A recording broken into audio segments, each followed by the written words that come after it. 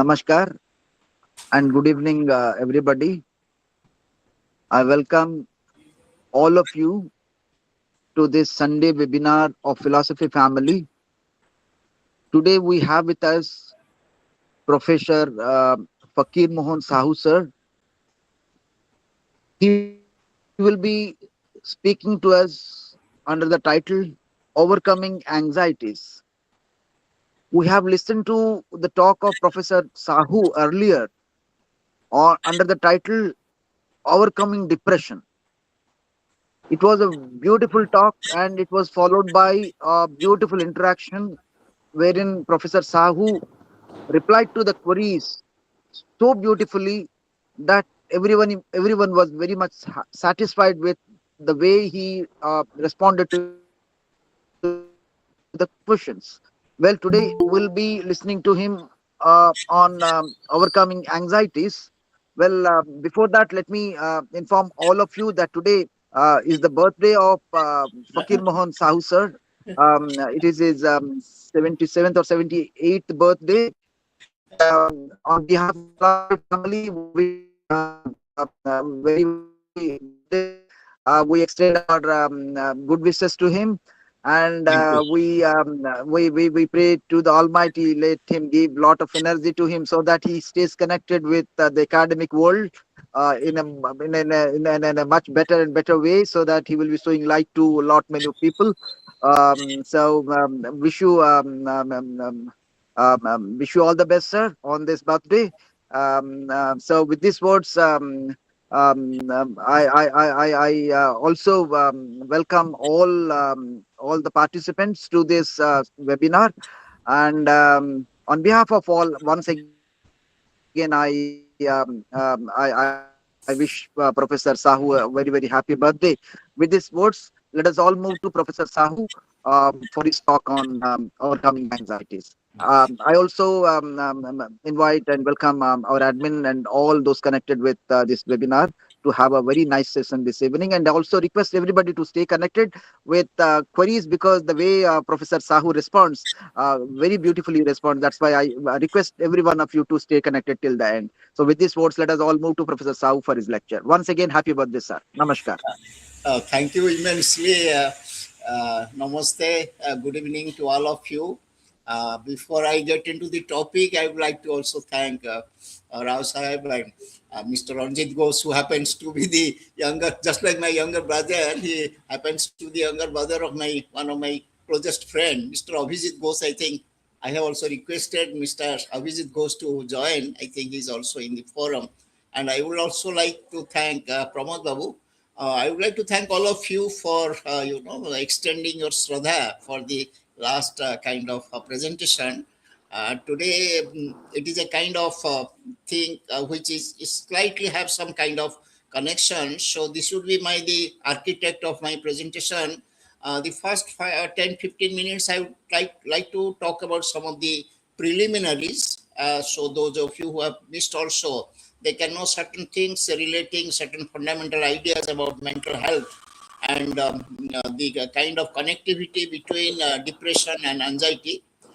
Then I will also tell some of the things which also run common across all the anxiety varieties. Because when we are talking about anxiety as a psychologist, generally I have told you in the past that generally we follow a particular kind of technical literature called DSM, Diagnostic and Statistical Manual.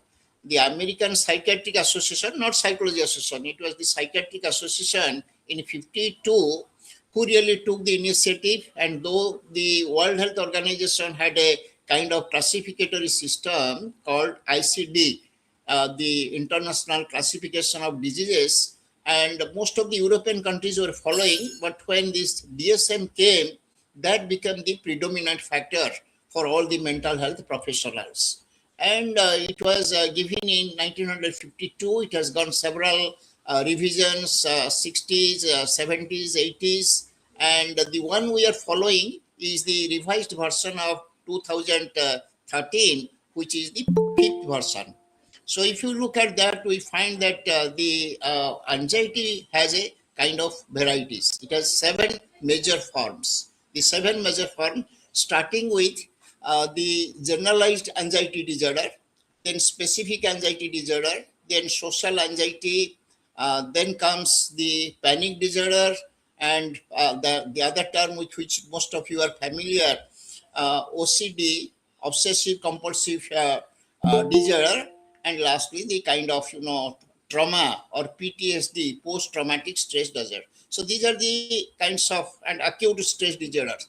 These are the 7 forms of disorder which are recognized by DSM. Starting from 1 to 7, there were certain small modification, but the entire structure remains intact.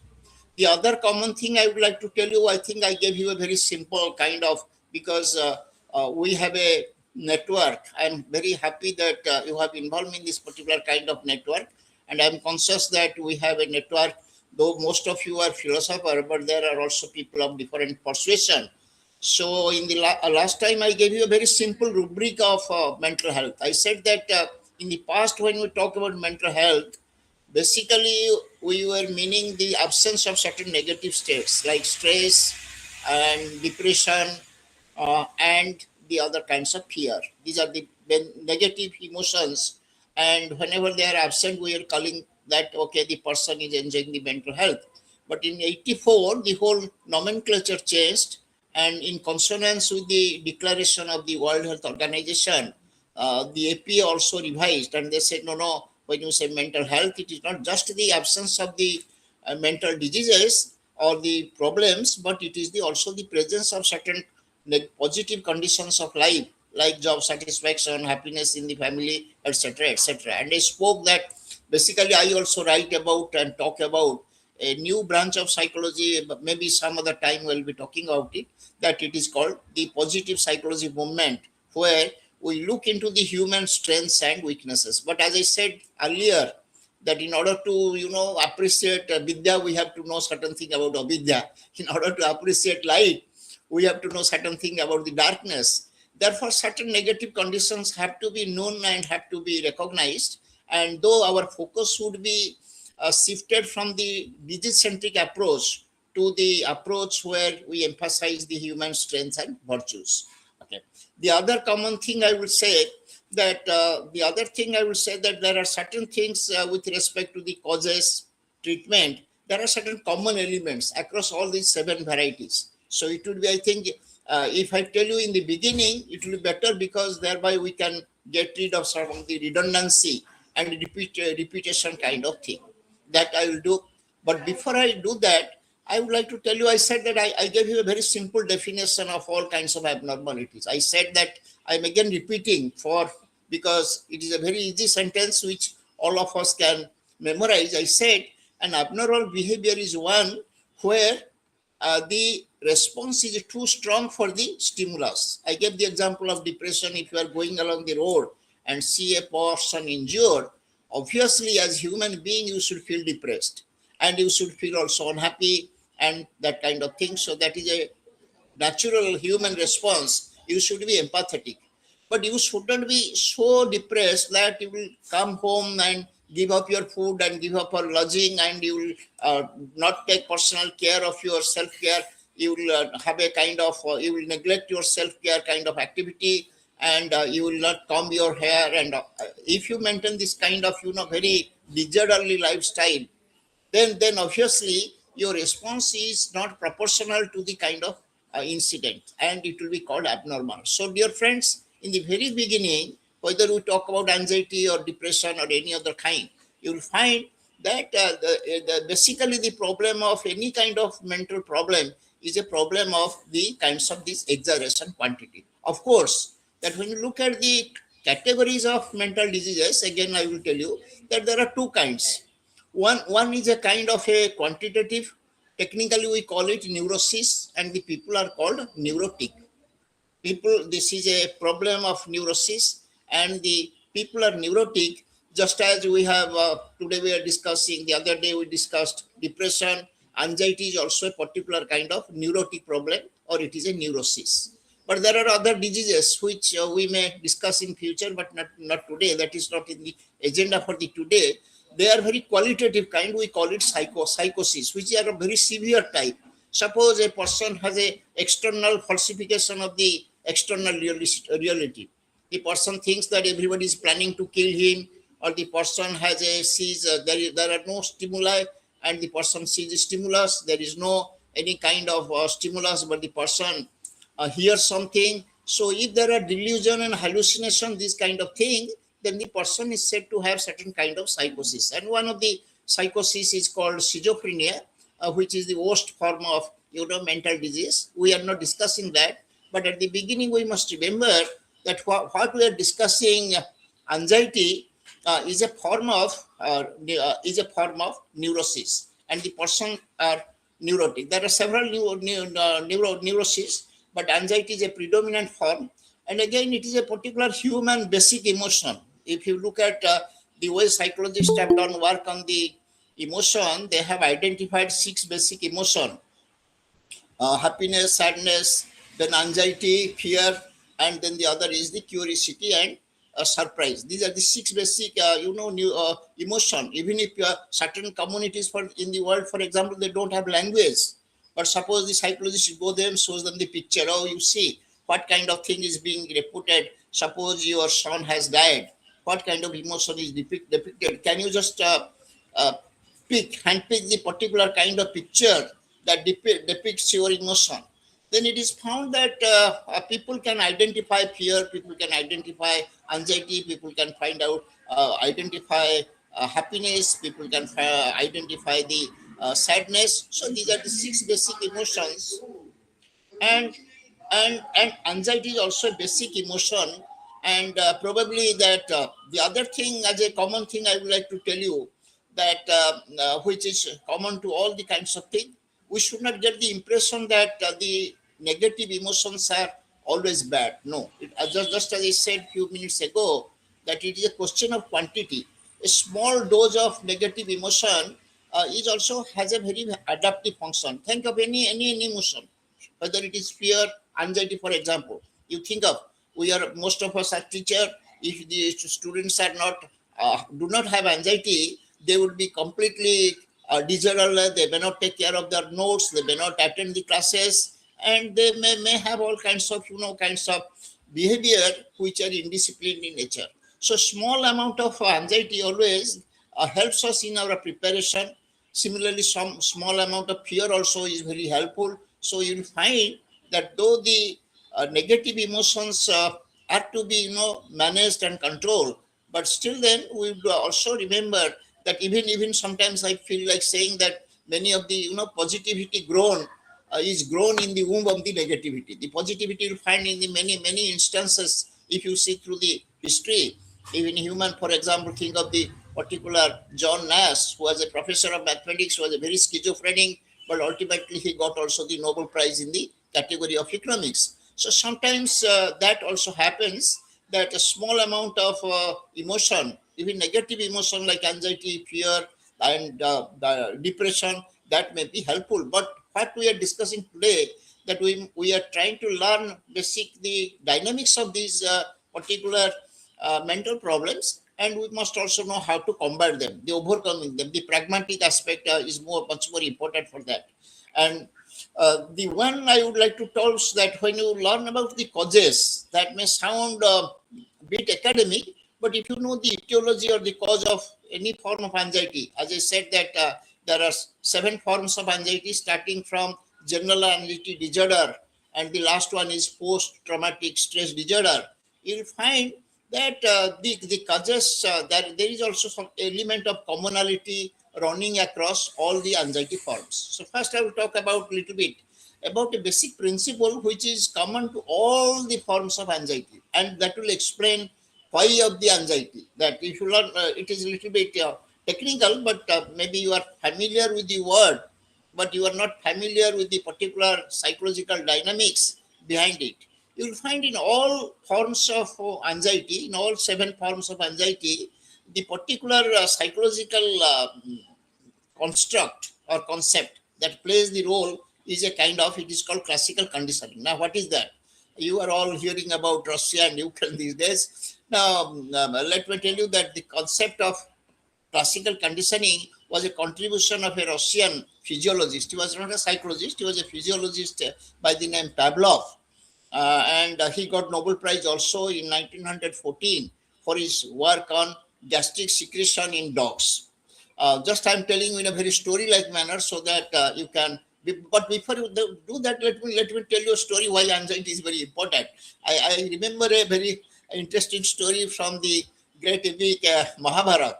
In the great epic of Mahabharata, a great warrior was there. His name was Bhurishrava, and Bhurishrava was very fond of his turban. He always wants that people should appreciate my pagdi, and they should also appreciate, and they should extend their kinds of praise towards me.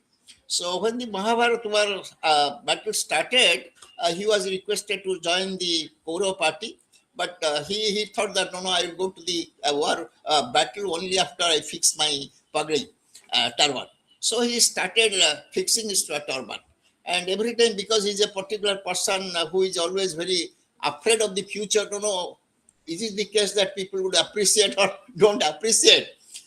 He had a kind of dilemma, and he had lots of apprehension whether the way he is trying to fix his turban will be appreciated or not. So he went on changing it once, twice, thrice, and the story goes on such that he almost spent a lot of time in that. So by the time the turban was fixed, the war ended in 18 days.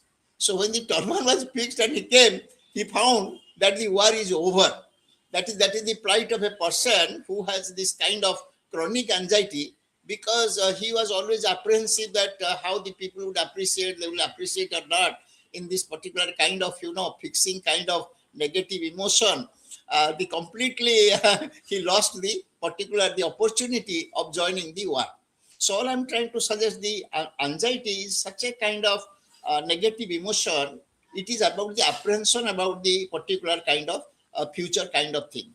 And generally you'll find, in order to explain it, you have to, if you look at the psychology behind the anxiety, then you cannot appreciate it until and unless you understand the psychological principle of classical conditioning. So I'm now telling briefly what exactly is classical conditioning. Now, as I said, that Pavlov got Nobel Prize for some other thing, but he was doing experiments with the dogs, and he had a dog, and a cook used to feed the dog. But one day he suddenly found that the cook used to feed the dog, but one day he suddenly found that when the cook is passing through, that the dog is salivating. Ordinarily, whenever the food is offered, so a dog is supposed to salivate. But he found that when the cook is passing by, the dog is salivating. So he became very curious, because he was a physiologist by profession. So he made a surgical operation near the neck of the duck and put a test tube so that the droppage of the saliva could be systematically measured. Then what he did, he fixed a rod, and put certain, because he's a scientist, everything must be done in a very precise way. He put some meat powder in a very major quantity, and then that moved within the, then he put the dog in a very stationary position so that the dog cannot make random movements, and only that particular lever or the bar would move, and it will come within the reach of the dog's mouth. So just so whenever the dog will be eating the meat powder, obviously, as you can imagine, there would be copious flow of saliva collected in the test tube. But what Pavlov did, so he gave this particular kind of treatment to a number of times. Then just before the kinds of treatment, he put a buzzer sound, the kind of buzzer we use for the debate competition, a bell. So the bell, food, and saliva, obviously fed bell, food, and saliva, bell, food, and saliva. So when he repeated this pairing several times, bell, food, saliva, bed, food, saliva. Then he took away the food. He found that when the bell is presented, the dog is salivating. That really surprised Pavlov. So Pavlov said, look, that bell has no meaning for salivation. It is a neutral one. It has no connection with the salivatory process, salivation process. It is a kind of natural process. But bell is a very unnatural, what he technically called it, a unconditioned stimulus. and food is a condition, food is a unconditioned natural one, and this is a unnatural or a neutral one. But because of the pairing, the bell got certain property of evoking certain responses. Dear friends, you do follow that. So he main finding was the pairing, or you can call it association, brings certain responses in us, even if it is not primarily connected with our responses. I can give another example, which will explain the anxiety more properly. Suppose there is a we stretch our kind of hand, and alpine is pricked into our hand. So obviously we'll take our hand, obviously, because it is painful, that pricking will make the withdrawal response. But suppose Pavlov made the kind of arrangement such that there will be a small light, and then pricking, then light, pricking, withdrawal, pricking, light. After some time, whenever there is a light, there would be the individual will avoid this kind of thing and will withdraw the kind of response. Look, so think of a natural, our lifelike situations. Suppose this is the kind of situation. Suppose a girl finds that when her father comes in a car, so father comes, the car is a very neutral thing, and the comes, and generally suppose the father is a very aggressive or a wrong kind of personal, and the father beats his brother in a very ruthless manner. That is a very painful kind of watching. So when the girl finds that his brother is being beaten, obviously the girl feels very unhappy, that kind of thing. So if this particular thing would be repeated, what will happen? That even if the car is a neutral thing, that as soon as the girl sees the girl will feel very kinds of, you can say, terrified or anxious, and will have a particular kind of uneasy feeling. So dear friends, all I'm saying that the whole principle is that this is called classical conditioning, because certain things are natural responses, but if the unnatural responses, are paired with the natural kind of stimulus, so the neutral one also gets the kind of property. Just as that suppose your friend, you like your friend, and your friend takes a food in a particular restaurant, so after some time you may also like that restaurant. It is just like that. Or the thing the other way, avoid. Suppose you like your friend and you find your friend is avoiding certain things, then you also feel like avoiding certain things. So you find in all forms of anxiety, this particular kind of conditioning means that a natural stimulus is being paired with a neutral one, but after some time the neutral one is also acquiring certain property of evoking, eliciting certain responses in you or in us, in humans. That is the way. This is a common factor you'll find in all forms of anxiety. You will find that this has a explanatory status, though there are other few others, but this is one. The other thing, if you look at the solution wise, I'll go to the solution specific wise, because I will discuss the one which require more discussion, which is more complicated. The simple one may be given a lesser proportion of time, and the complex one, like obsessive compulsive, many of you are OCD. You find many people who go to their homes, get back to the department or to their office to check whether the office has been properly locked or not. So at the dead of the night. So these are more complex process. So I'll be giving a relatively greater proportion of time to discussing these particular kind of cases. So this is this one. Treatment wise, you'll find, again, though I will speak anxiety form wise, but one thing you will have to say that that the main form of dealing with the problem is the kinds of the exposure element, exposure therapy. Exposure, you can call it behavioral therapy in general, but it is in particular exposure therapy. Suppose your friend is not using the lift because of the anxiety or fear of phobia of being in a closed space. I know a doctor whose office is located in the 6th floor in a very nearby hospital, and but he never uses the elevator. He always climbs up the stairs and goes to the 6th floor, because he is very apprehensive of being staying in that particular kind of lift. So this particular kind of thing, that if you allow him to continue this obviously you are not going to help him and it will never be recovered. The person cannot get away from that. So you'll find in all forms of anxiety disorder, the main treatment or preventive, the remediation program is what? The kind of exposure thing. You have to exposure.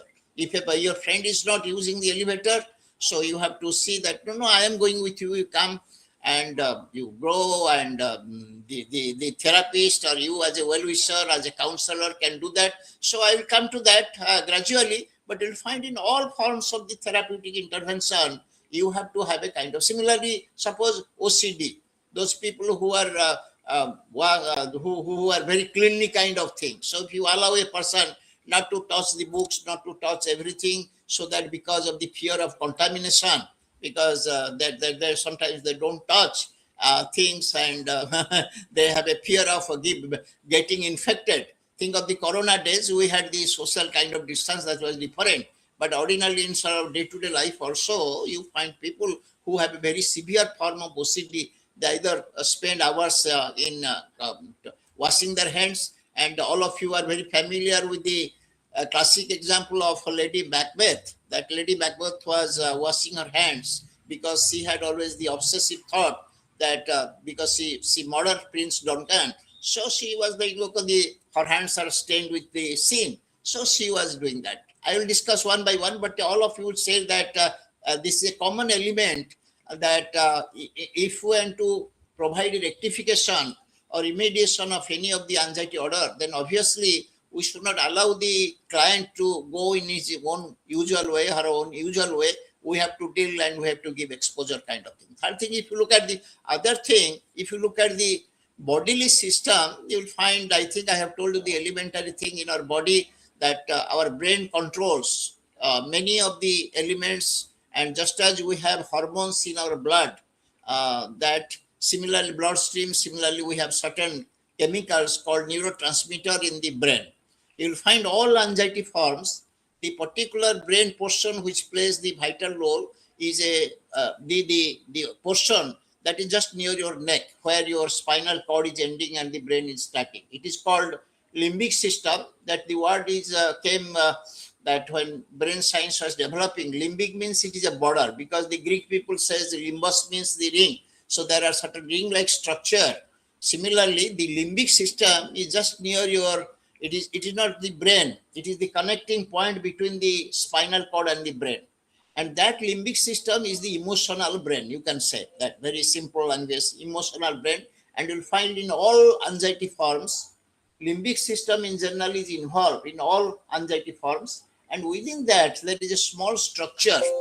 Uh, just because, Are Kalpana,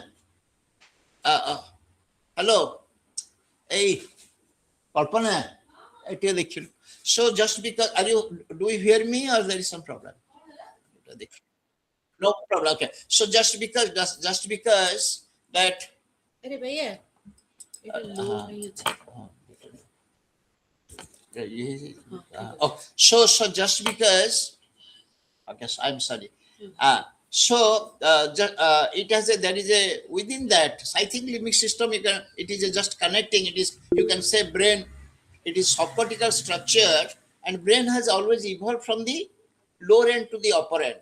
So the lower end, that particular limbic system, the subcortical structure is basically related to all our primitive functions, like your sleep, your reproductive system, hunger, thirst, basic. And the upper brain does all the planning and all the good things, and whatever you are doing as executive, as humans, decision making and planning.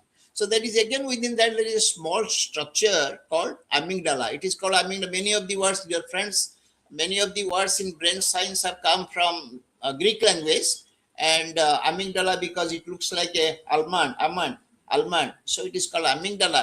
I said that amygdala and hippocampus, they are the two villains in life. So you'll find in all forms of anxiety, there is more amygdala activity that reports you into problem, that kind of thing.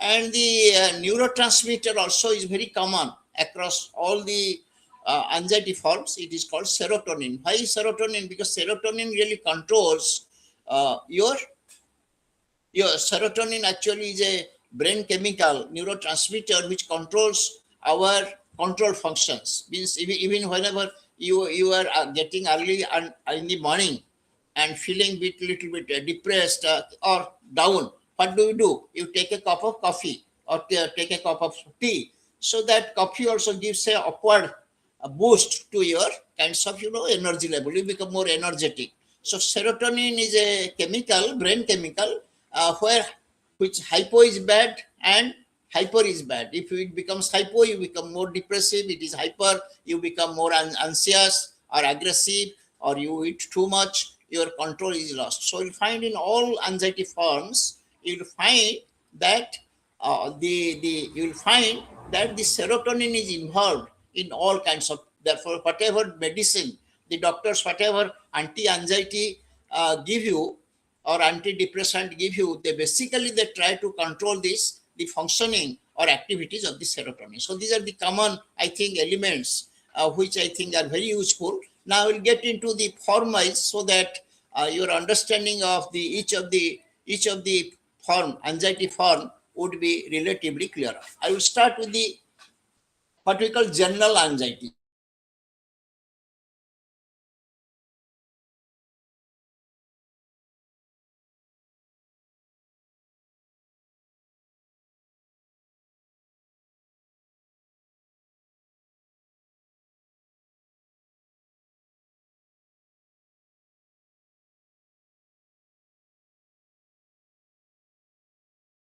I think the connectivity is lost.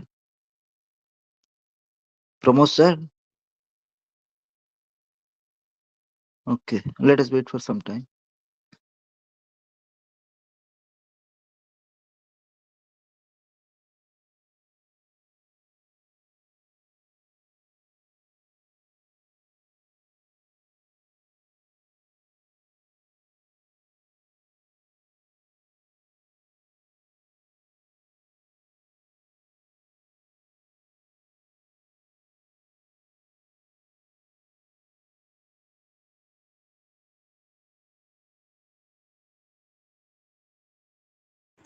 ଏଇଟା ବଡ ମୋ ହାତ ବାଜୁଛି sir actually ଟିକେ power problem ହେଲା ସାଙ୍ଗେ ସାଙ୍ଗେ join କରୁଛନ୍ତି Okay, madam. Thank you. Thank you. Okay, madam. Okay, madam.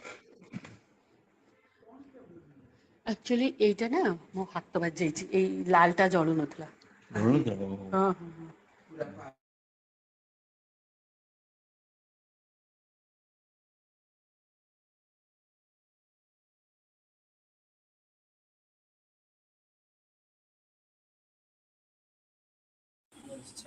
now you start. Okay, sorry for the interruption. So could I start? So I gave you certain kinds of general ideas which run across has a common elements of commonality.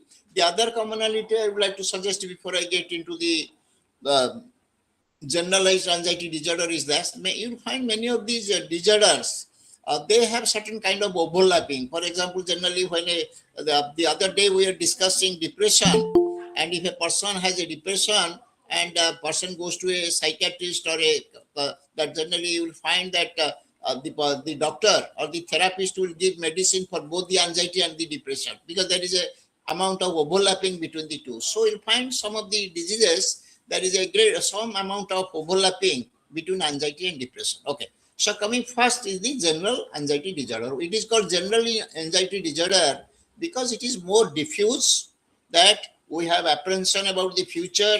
And if you look at the diagnostic statistical manual, it will say that suppose you are curious to know whether I have general anxiety disorder or not. As I said, that all of us have small amount.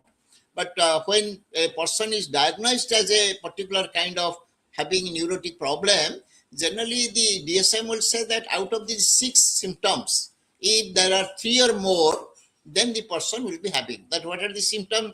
The first symptom is that there would be a kind of loss of interest, there would be a particular kind of restlessness, then there would be sleep disorders, then there would be a particular kind of taking decision, particular kind of concentration, lack of concentrations, and sleep cycle would be utterly disorders, and there would be also particular kind of activity level also, the energy level, the activity level will also go down.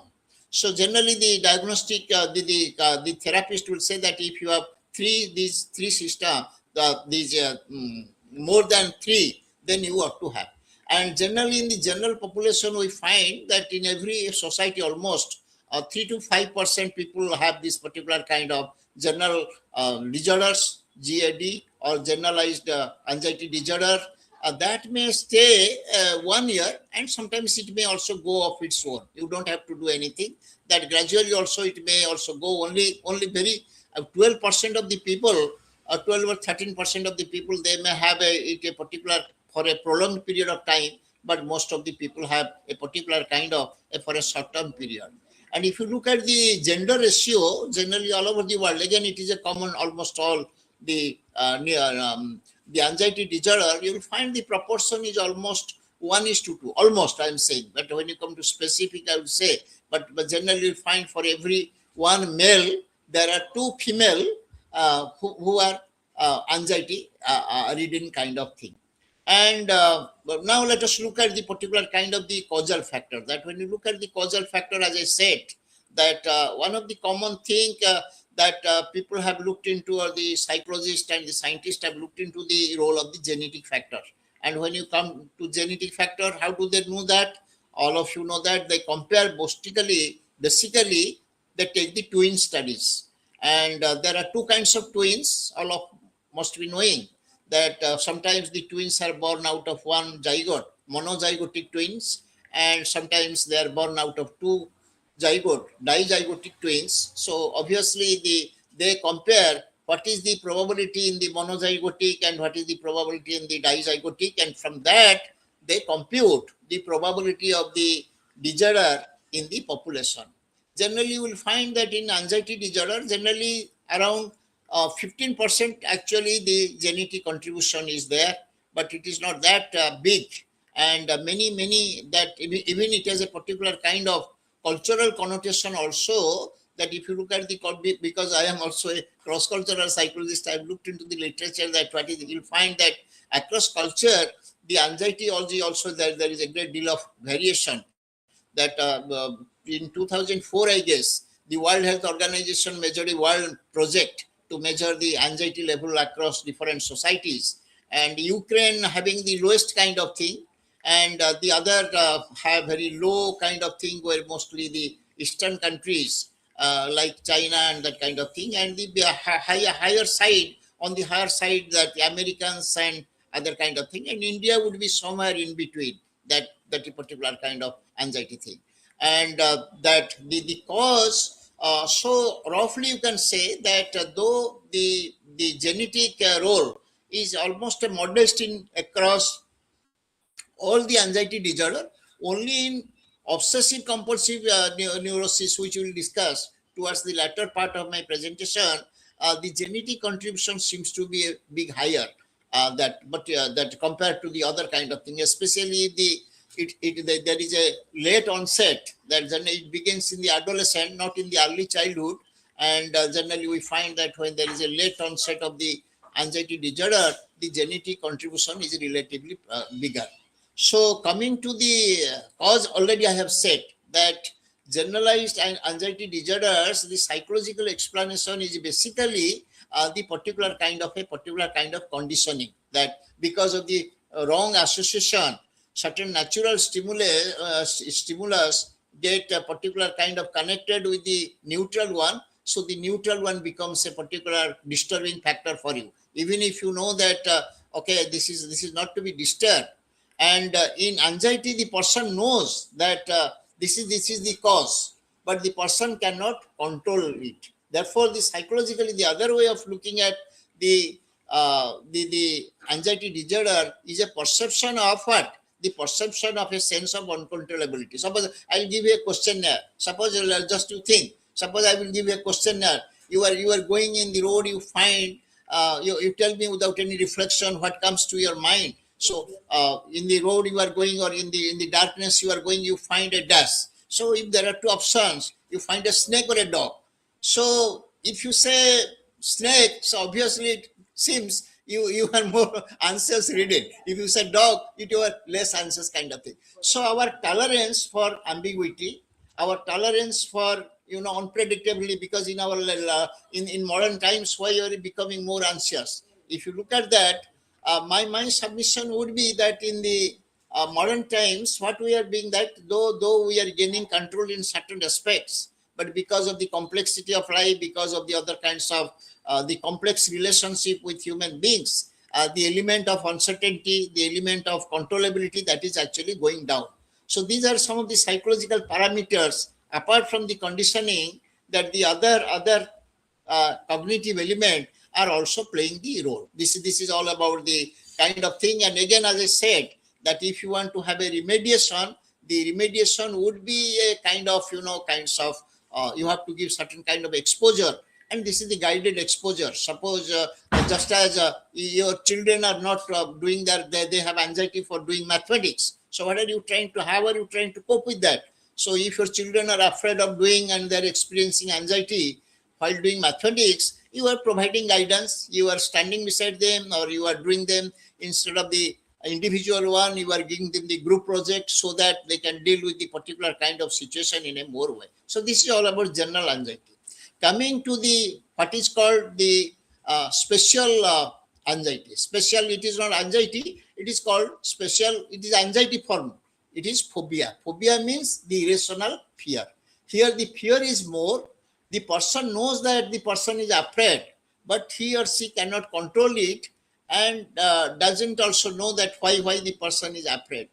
And the second form of anxiety is called the specific phobia, means specific kind of. And specific phobia again is a part of your day-to-day life. You will find various examples that some people are they have a particular kind of fear about the specific places, like they have claustrophobia, that a closed space they don't like. Or if some people are going up, high up, they have this particular phobia of height. Or they may be phobic about the animals, that dogs, you might have observed that sometimes they're very afraid of dogs, cats, animal kind of phobia. Or they have also the phobia for the injection and blood. There is a very interesting difference between, if you look at the specific phobias, there is an interesting pattern of response with respect to the phobia of blood and injection. Generally, what happens when a phobic person is facing situation, what will happen? There would be certain physical symptoms, like the heart rate will go off, and the blood pressure may also go up. But in the in the blood and injection phobia, what will happen? It will first go up, then after some time it will go down. Abnormally, it will go down.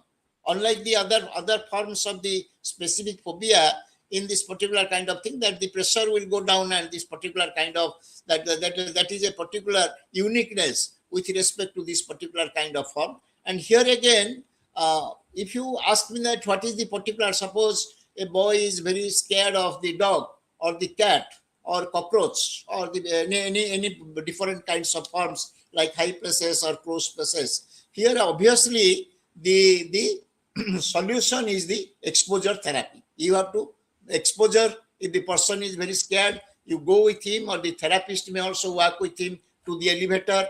And if the person is afraid of going alone, you put him in a particular kind of group. So the exposure therapy sorry, works very well.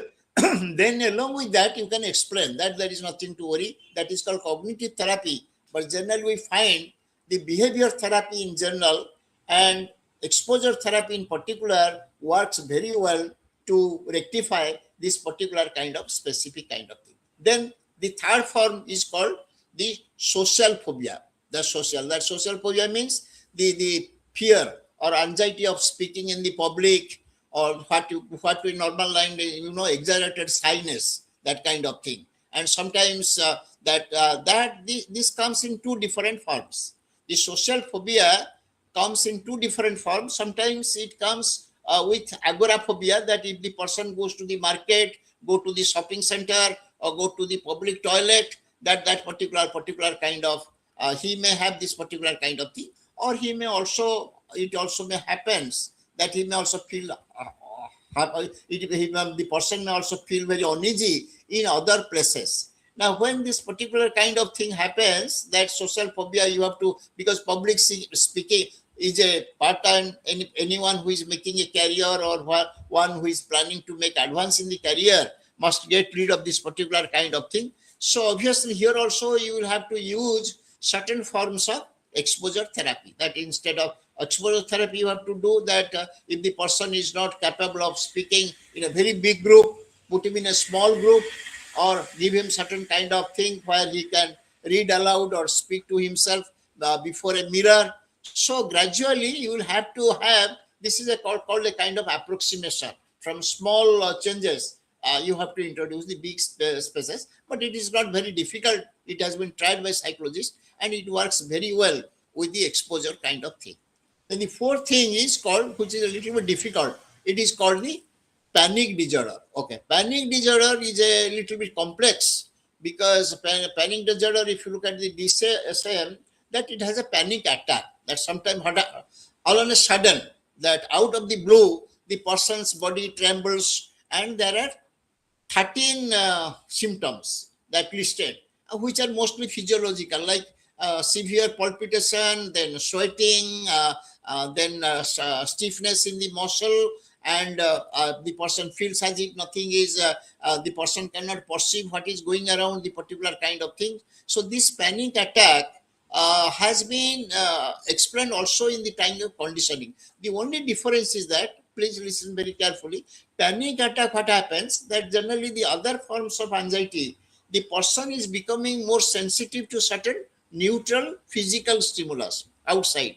Okay, but here the person is actually becoming sensitive to certain of his internal stimuli, like his bodily kind of sensation. You know, certain people, they have a tendency of what we call catastrophizing the tendency, that if there is a small kind of palpitation, they say, oh, probably I am going to have a heart attack.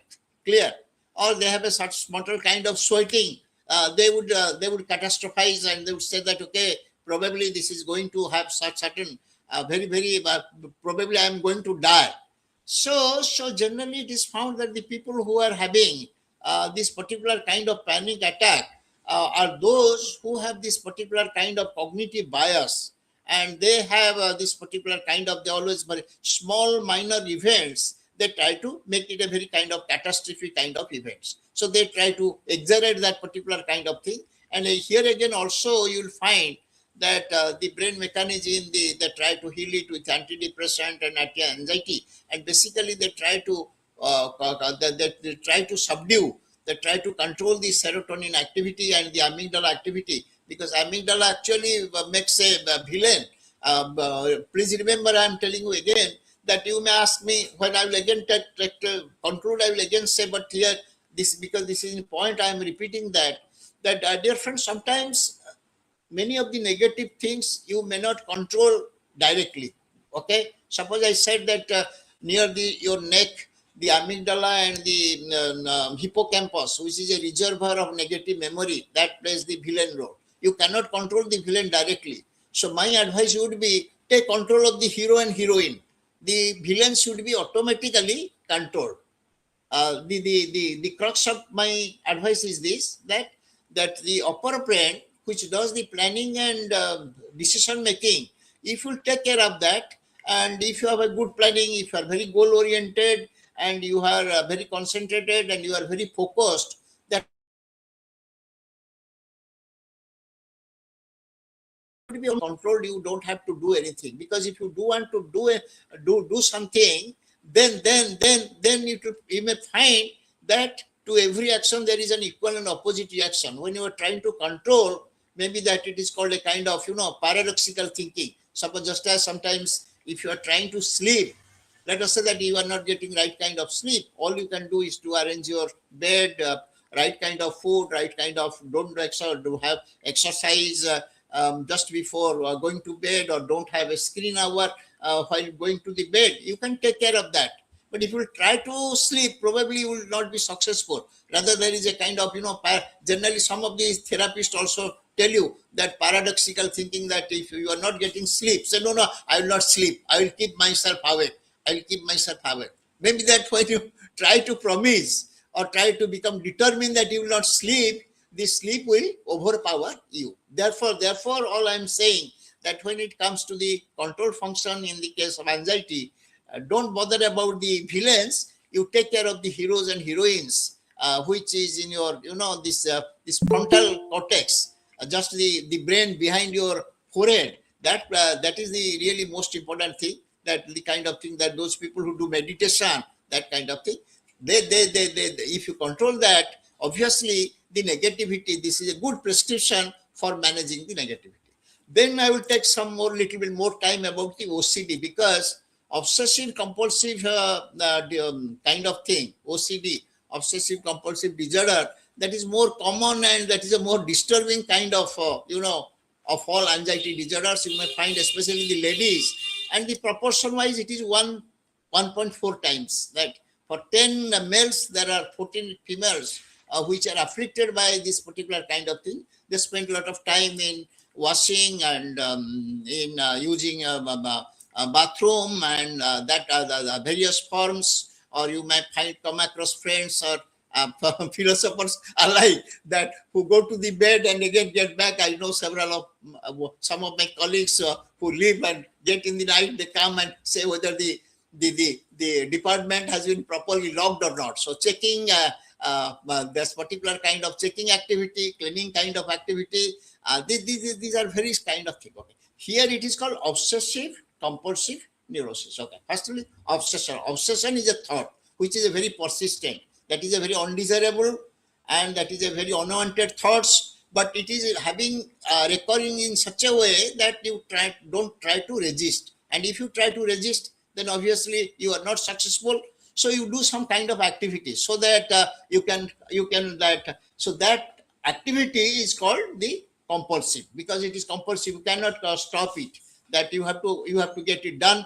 For some time you forget, but again it comes in a particular kind of thing. That there are several cases of this OCD, obsessive compulsive neurosis, particular kind of thing. That here we find that there are few other things which are unique with respect to, I have already spoken about 4 or 5 things, 4 or 5 varieties of anxiety. Here actually there are 2 new elements here. Number one new element is that here we find that if you look at the genetic factor, here the genetic role is a little bit more pronounced. They have compared the genetic role with respect to other forms of disease, but here they find that obsessive compulsive, that it is higher in that particular kind of city, especially if the obsession is coming generally it comes during the adolescent, not so much in the childhood, but in the adolescent and the early adulthood. And if there is late onset of this particular disease, then the probability is higher that the genetic involvement is also equally higher. Number one. Number two, here what happens, if you look at psychologically, apart from the conditioning which I've said, that there is another thing which operates in the OCD, that is called, you have to listen very carefully, that is, you are all philosophers, you can understand it very well. Most of you are philosopher with philosophical bent of mind, so you can understand it very well. It is called thought action fusion. Okay, what is that? Thought action fusion.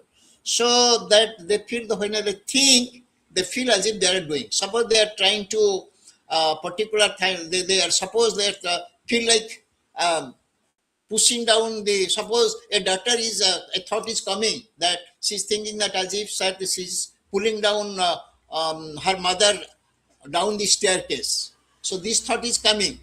This is a thought, but she may get the kind of thing, oh, I am actually doing it. So that the person cannot separate the thought from the action, that there is a complete fusion of the thought and action. Of course, if you look at, here I am talking about little bit, making you a little bit to a different tradition.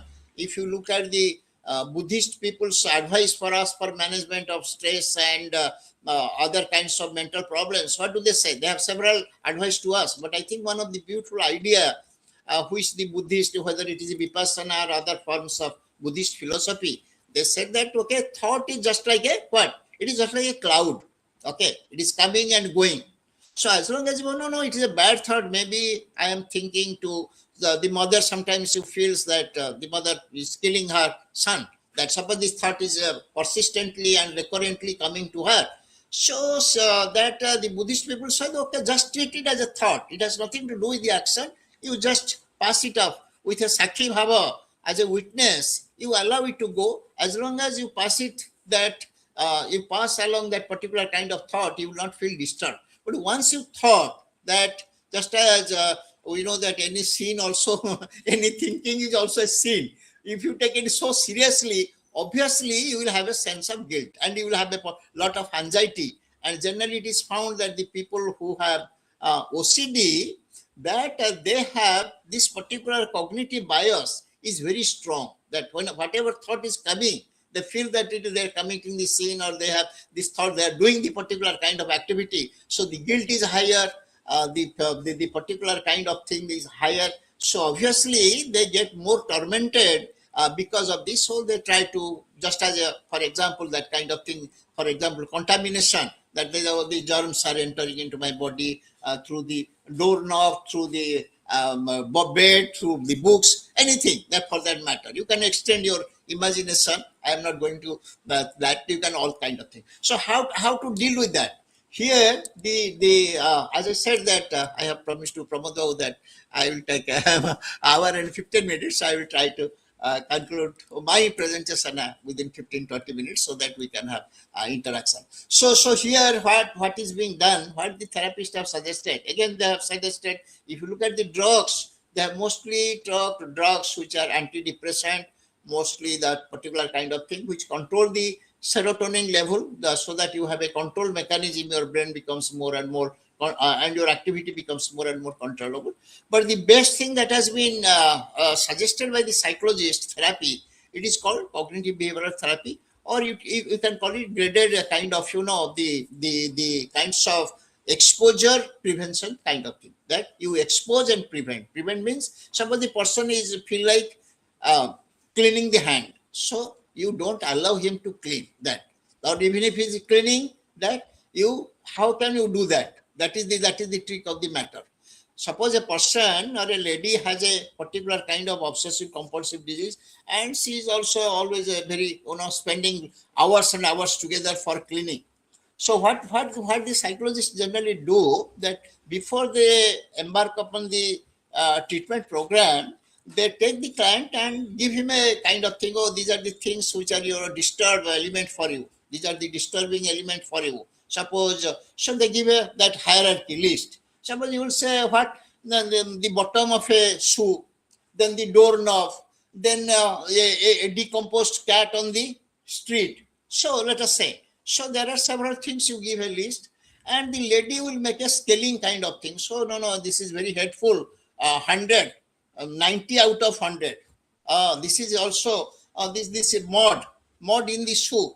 Oh, that is 10 out of 100. So do you understand? So the client are asked to rate the hierarchy of different the disturbing element, or the feared situation or feared object. It may be a situation, it may be an object. So the client would be asked to kind of think, and you have to start from the negative end.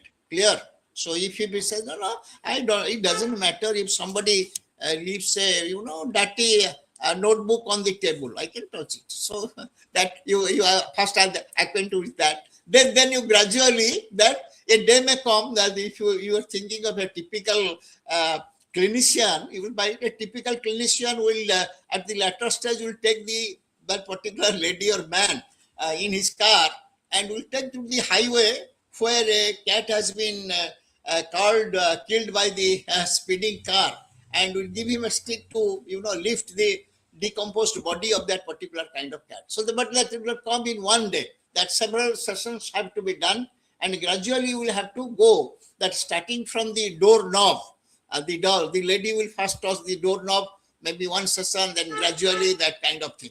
And if you go to Ranchi, the mental health institute, that you'll find that how do they treat the, sometimes suppose a lady is too much, spend a lot of time. So they will give a mod treatment. They will smear mod and stay somehow. That this is she may feel restless, so she may give up. Okay, 5 minutes today, then 10 minutes today, the other day, 15 minutes. So gradually you will have to go on increasing. Similarly, hand washing behavior. You allow hand washing. Oh, you can wash your hands, but you have to wash your hands only for 10 minutes. Then next 10 minutes, 5 minutes, 2 minutes. So you can just wash your hand. You have for during eating, you can wash your hands, for few seconds. So gradually you will have to have reduce the particular frequency and the duration of the hand washing behavior or the cleaning behavior. So all you can see I cannot give you all the details, but you can get the synopsis, the particular kind of the crux of the particular approach. That, but if you allow the person, generally what happens then in OCD, it is very difficult to tackle in the sense many of the clients, they never repair, they never complete the program. That generally it is found that they give up in the middle.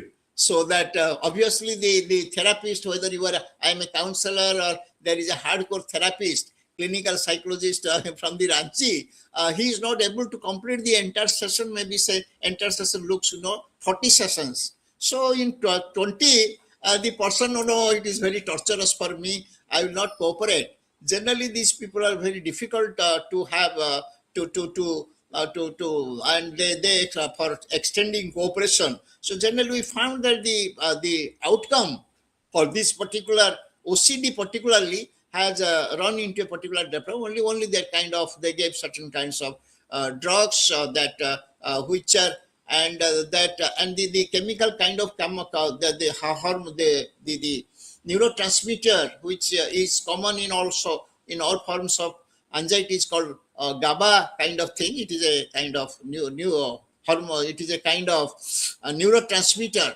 So they try to rectify serotonin and GABA. So give some kind of approach.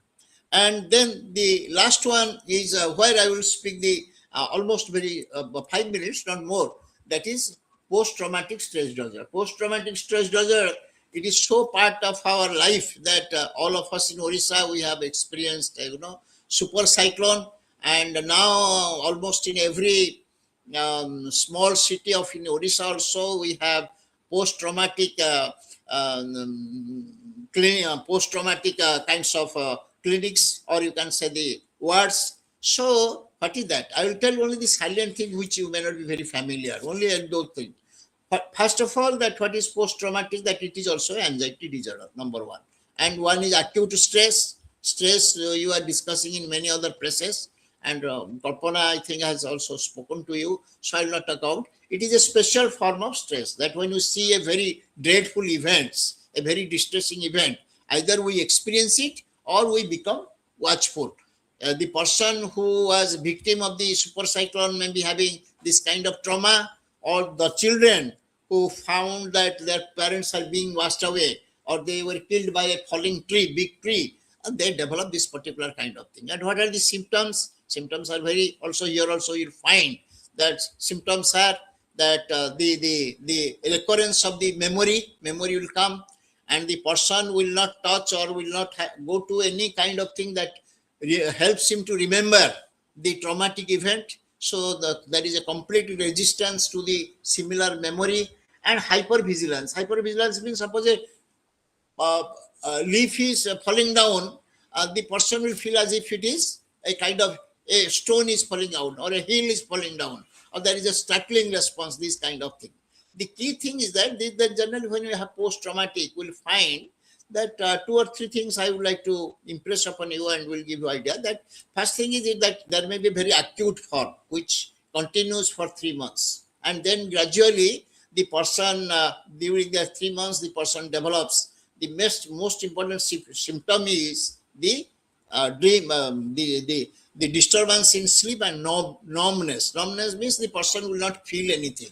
That the physically or even psychologically there will be completely as if it's just a stone kind of thing. So numbness should be there, and if it goes beyond 3 months, then we call it a particular kind of that it is a chronic type.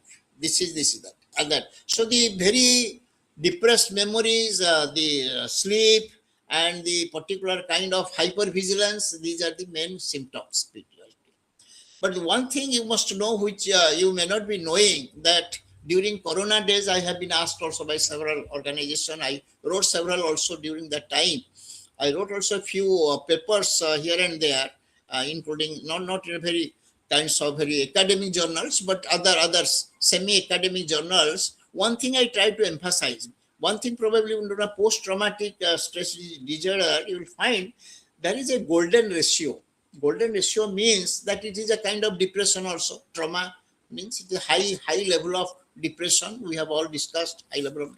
There is a golden ratio in the sense, if you look at the, I do not know about the data about Corona. Maybe it will come in the, that, but you can easily guess that those people who died, some of them died also of the bad memories or the traumatic kind of experiences, not because of the disease. That, but this is a common obvious. But if you look at the, dear friends, if you look at the post-traumatic disorder scenario all over the world, there were now there is fighting between the Israel and kind of thing. If you look at the concentration camp in the during post-World War by Hitler, and I am now translating a book by Viktor Frankl, who was a survivor, and he spent almost 3 years in that particular kind of thing. Look at this particular person. He died at the age of 92 or 93. He was born in 1905, died in 1907. So 92 years. Look at him. So how come it happened?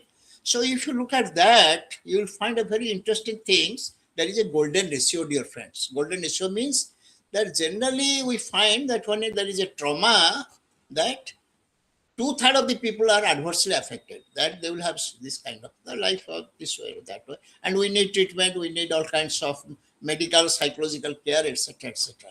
But for 1/3 of the people, there is the other side of the midnight, that they experience a positive growth, that it is called post-PTG, post-traumatic growth. If you look at typical psychology book, will find that most of the modern psychologists, the positive psychologists, they are also emphasizing this PTG, post-traumatic growth. Maybe that after the trauma, these people are neglecting their family, but now they're becoming more, they're not no longer oblivious to the needs of the family.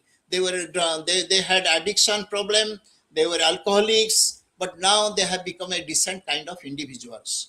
So all I'm saying that these people, there may be a positive. Generally, it is found there is a golden ratio, means roughly 1/3 of the people, they go to the positive track after experiencing a trauma. Again, I get back to the earlier thing that sometimes that the positivity may be grown in the womb of the negativity. That really happens with respect to the post-traumatic growth. But other people, that doesn't mean that because we are experiencing, or some of the people are experiencing post-traumatic growth, that I can give several examples, that we should do nothing. And generally we try to create the situation, and generally we try to console them, and we try to make try to rehabilitate them the way we rehabilitate people afflicted by other kinds of natural calamities. So there I will not talk about it. But so coming to the concluding kind of thing, I would say that all forms of anxiety is a universal kind of thing. It is a worldly phenomena. All of us experience, given in a small form. It has a much adaptive value. It helps us to plan. It helps us to get prepared for the future.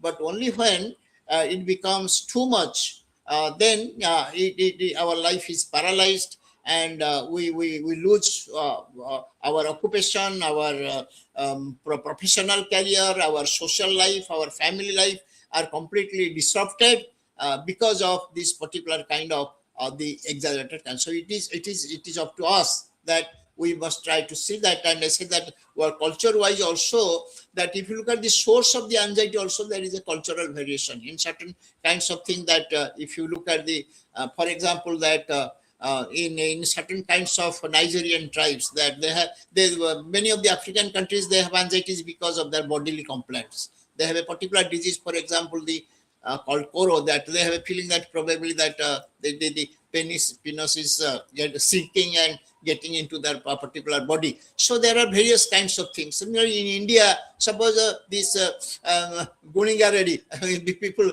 sometimes we will find that they have this particular kind of anxiety and fear that, oh, that person is doing me harm because of this particular kind of thing. So if you look at the cultural kind of thing, the causes of worry and anxiety are different, but we can look at it in a particular way that when we try to deal with that, I would say that first of all, that with guided exposure we have to give that, depending on the form of the anxiety. As I said, that if elevator anxiety is there, we have to take one thing, and if a particular person is has a OCD, we have to take different kind of thing. Secondly, we have to also explain the cognitively whatever bias is there. For example, that a persons, they have a tendency of catastrophizing, so we will have to deal the other way. Or some people have always a fear of uncertainty or unpredictability. We can say, no, we are living in this world where nothing, you have certain kind of control, try to be reasonable. For example, generally you find the reasonable, the elderly people, sometimes they have more anxiety or less anxiety.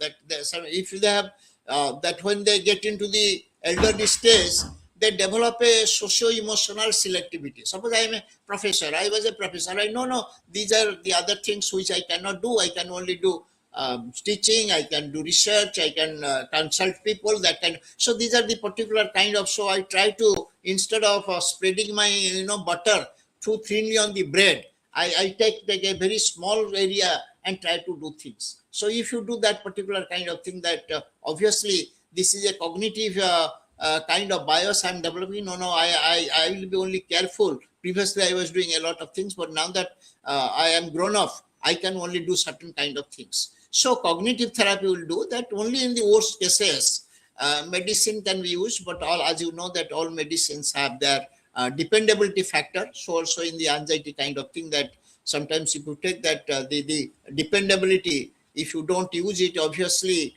you may not get the full benefit of the, only when it becomes uncontrollable you should use it. Otherwise, that if the cognitive and behavioral therapy, I would say that that's why if you mix the two, behavior, you have to give certain kind of behavioral dose. As I said in my depression class, behavior is also a medicine. That when you are trying to say, no, try to get yourself occupied in certain useful activity, you are also reducing the anxiety. Isn't that? If a person doesn't have any work, obviously you will find a lot of people after getting retirement, they have problems of adjustment because they don't have work. But if they took the, no, I'm retired, but I can do certain kind of social service, I can do something for the children, I can do something for the community, obviously that particular kind of thing will do. So behavior and cognition, you have to make a good mix of the two. Only then we will have a permanent solution of combating the anxiety. And as I said, that anxiety and depression, there is a lot of overlapping. Generally, even if you go to the doctor, generally they give the medicine for both anti-anxiety and anti-depression. Generally, most of that them they give in a very combined form. So that will be. And if there are certain kinds of missing gaps or gaps in my communication, I'll try to say something in the form of discussion. But I think I'll try to stop here, and we'll try to look forward for the kinds of the interactive part. Thank you. Thank you so much, sir, for such a nice, the beautiful lecture, and so practical orientation that we could find in this lecture. So directly, let us move to Professor Ranjit Ghosh, sir, to have his observations and queries. Namaskar, sir. Professor Ghosh. Namaskar, sir. Namaskar. Sir, Dr. Sahoo has given us the detailed program of how to overcome anxiety. But what I feel that here he has taken anxiety as something which is a negative something which is to be, which we should do away from our life. But I am talking about, as philosophy, student of philosophy, I'm talking about the existential phenomenology, and specifically the phenomenology, the explanation of thought, where he discusses anxiety as something very fundamental and inescapable part of our life. Because Sartre said that we are the embodiment of freedom. Man is nothing but condemned to be free. So he has every, he can try to overcome his anxiety in his own way, and that too, which will be very much acceptable not only to him or but also to the society. Because you see, according to Sartre, what Sartre is discussing so many things. He's talking about one thing, the vertigo of possibility, vertigo of possibility. And here he is trying to say that in vertigo, what happens? We feel as if we are falling down, but we are having the liberty or freedom to fall down. So this type of situation, he says that if we avoid this type of situations or anxiety, it will be something like living in a bad state. And this the thought here also distinguishes anxiety from fear, because he says fear is something external, which you referred as phobia. So the way you have explained, that is very much helpful for our daily needs. But in order to know what anxiety is and how it affects our life or how it enters into our lives, we should, I think, we should start with the discussion of existential phenomenology and especially start, because he is not only discussing all these things, bad faith, vertigo, possibility, nausea, all these things in your experimental psychological terms, what you have referred as CBT or OCD and all these things start from something, and then that the origin of this anxiety.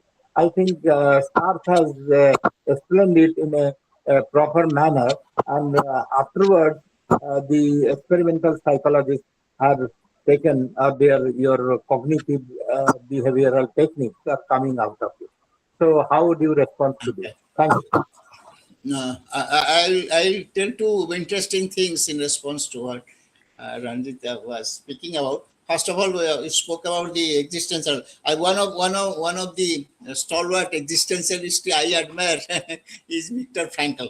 That he has also extensively written about that. He said that whenever you have this particular kind of anxiety, he was using a method of trivializing the matter. For example, that when he started the logo therapy clinic in Vienna, whatever happens, suppose people have come and certain person is feeling anxiety. So you say that, what is your problem? So he would say, Professor Frankl, I am feeling as if I am going to have a heart attack. So Frankl would immediately try to trivialize the whole scenario. He says, heart attack? Oh, what is that? We have never seen heart attack. Why don't you have a heart attack right now, here in this lab, here in this clinic? So you know that when he says so, the whole purpose is that the particular thing should be trivialized. So with a sense of if you take humor or laughter, these are kind of thing. These are things that particular kind of. I did not discuss about because it is more academic. When it comes to Freud would say that anxiety is basically our repressed thing. The conflict between the ego and the id, our primitive impulses, because we don't have a proper channelization for expressing our primitive impulses and they get suppressed. So we feel anxiety. Anyhow, that is a theory. But Viktor Frankl is more practical and said that. And he said three major solutions for dealing with the anxiety. He said that, look, that if you are trying to do anxiety, you do three things. Number one, that you must have an experiential values. That whatever you are doing, try to get value attached. If you are reading a book, get immersed in that. If you are swimming, think of swimming. If you are teaching thing, get immersed in teaching. So that he calls that if you have a experiential value, you get away from the anxiety. Second is the creative value, and in creative value is a very beautiful thing. He said generally also that gives anxiety because you want to be Einstein, or I spoke about Jonas, you want to be Nobel laureate. He said no, it doesn't matter how big is the radius. This circle must be complete. That whatever you may be a small, you may not be Ravi Shankar, but if you have singing talent, sing it, or you have a musical talent, you try to pursue on that. So he said that don't think of that, don't think that how big is the radius, but just think that this circle is complete. So whatever small kinds of whatever talent or whatever skill you have got, you try to capitalize on it. So this is the second. Third, he said that this is the experiential values. Then he spoke about this particular kind of creative values. Then the third thing he said that you should have attitudinal values. Attitudinal values, I will try to explain a little bit here. Attitudinal is said that you said, I also said that, but let me rephrase it. He said, don't try to resist the negative thought or emotion. That will create problem. Don't try to resist. That if you try to resist, then obviously, suppose you will say that if you are trying to not to be vegetarian, don't think that I will not touch non-veg food. I will not sit with someone who is taking non-veg food. No, you try to develop your fascination for vegetarian food in such a way that your attraction for non-veg food would be automatically melted away, so that you don't have that particular kind of. So this is, he used a very novel expression, though the words are very simple, attitudinal value, but he uses in a very simple way. So he said that he gave a 3 formula kind of thing, that you should have a creative value, you should have an experiential values, try to value the experience you are going through, and you have an attitudinal. One thing I would like to suggest, which tells me that it has been experimented in the laboratory. In the OCD, for example, I said that certain obsessive thoughts are coming, they are sticking, and even if the person knows that these are very irrational and these are very wrong thoughts, but the person cannot do away by that. So in one experiment, what the psychologists did, they take 2 group of people. One say experimental group and the other the control group. To the experimental, they were all OCD clients. They were OCD clients. So they said, look, that whenever you are having a disturbing thought, you try to just write down the disturbing thoughts. Okay, just take down a note in a notebook. Just point out in a bullet point. You don't have to write. You just keep a counting of your disturbing thought. To another group, they said that whenever disturbing thought comes, you try to suppress that and also take a note how many thoughts you are getting. Am I clear to you? So in one condition, that the clients were asked only to keep a record of the disturbing thoughts. In another condition, that they were asked to keep the recording of the negative thoughts or the disturbing thoughts and also try to suppress them. It was found that the suppression group is encountering twice the disturbing thought than the control group. What does it mean? It means that as I said, that if you try to suppress that kind of thing, that there would be a paradoxical thinking. It will come in a larger number. The more you try to push it away, it will come with a bigger kind of force to every equal opposite reactions. But just as I said, that if it is just a thought, it is just a floating cloud, it has come, it will go, I don't have to care about that. So if you take that approach, obviously you are getting away from the particular kind of this particular anxious anxiety cycle kind of thing. So for remediation or for solution, I would say that we have to break this particular kind of action thought kind of thing, and more you try to resist, suppress, the more would be the kind of vulnerability, the greater would be the amount of victimization. So let us if you want to move in the other direction, in the same direction, it is other better not to resist or not to suppress. It will come, okay. The thought is just like a pro sky, it will come. What can we do? We are all humans, so it will come, it will go in its own way. That is the kind of thing. I think these are the good suggestions. Sorry, And including the exercise. attitudinal value. So we can take fight or flight. You see, it's a value. So the phenomenologists they will adopt the value of flight, but the experimental psychologists they will take the value of fight. So this fight or flight attitudinal value will differentiate between the existential phenomenologist and experimental psychologist. This is my contention. Would you agree to it? Thank you. Thank you. Yeah. Okay. Of course, in a particular, I think problem solution. Generally, our approach should be that the multi method approach. If we find that suppose you suggest one thing for the behavioral way, that let us say that some person is experiencing. We have already discussed a depression. However, experience is a depression. So as a well wisher, you are suggesting okay, go and take a walk.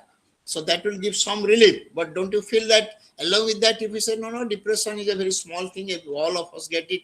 So if we attack it both behavioral and cognitively, obviously the outcome factor would be of greater, would be much better.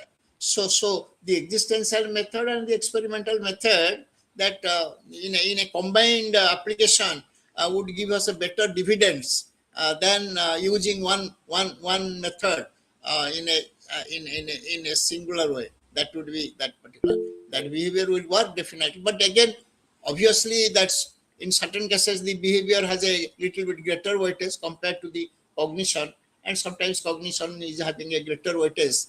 Then that will depend on the particular kind of problem we are dealing with. Thank Thank you. you. Thank you. Thank you so much, sir.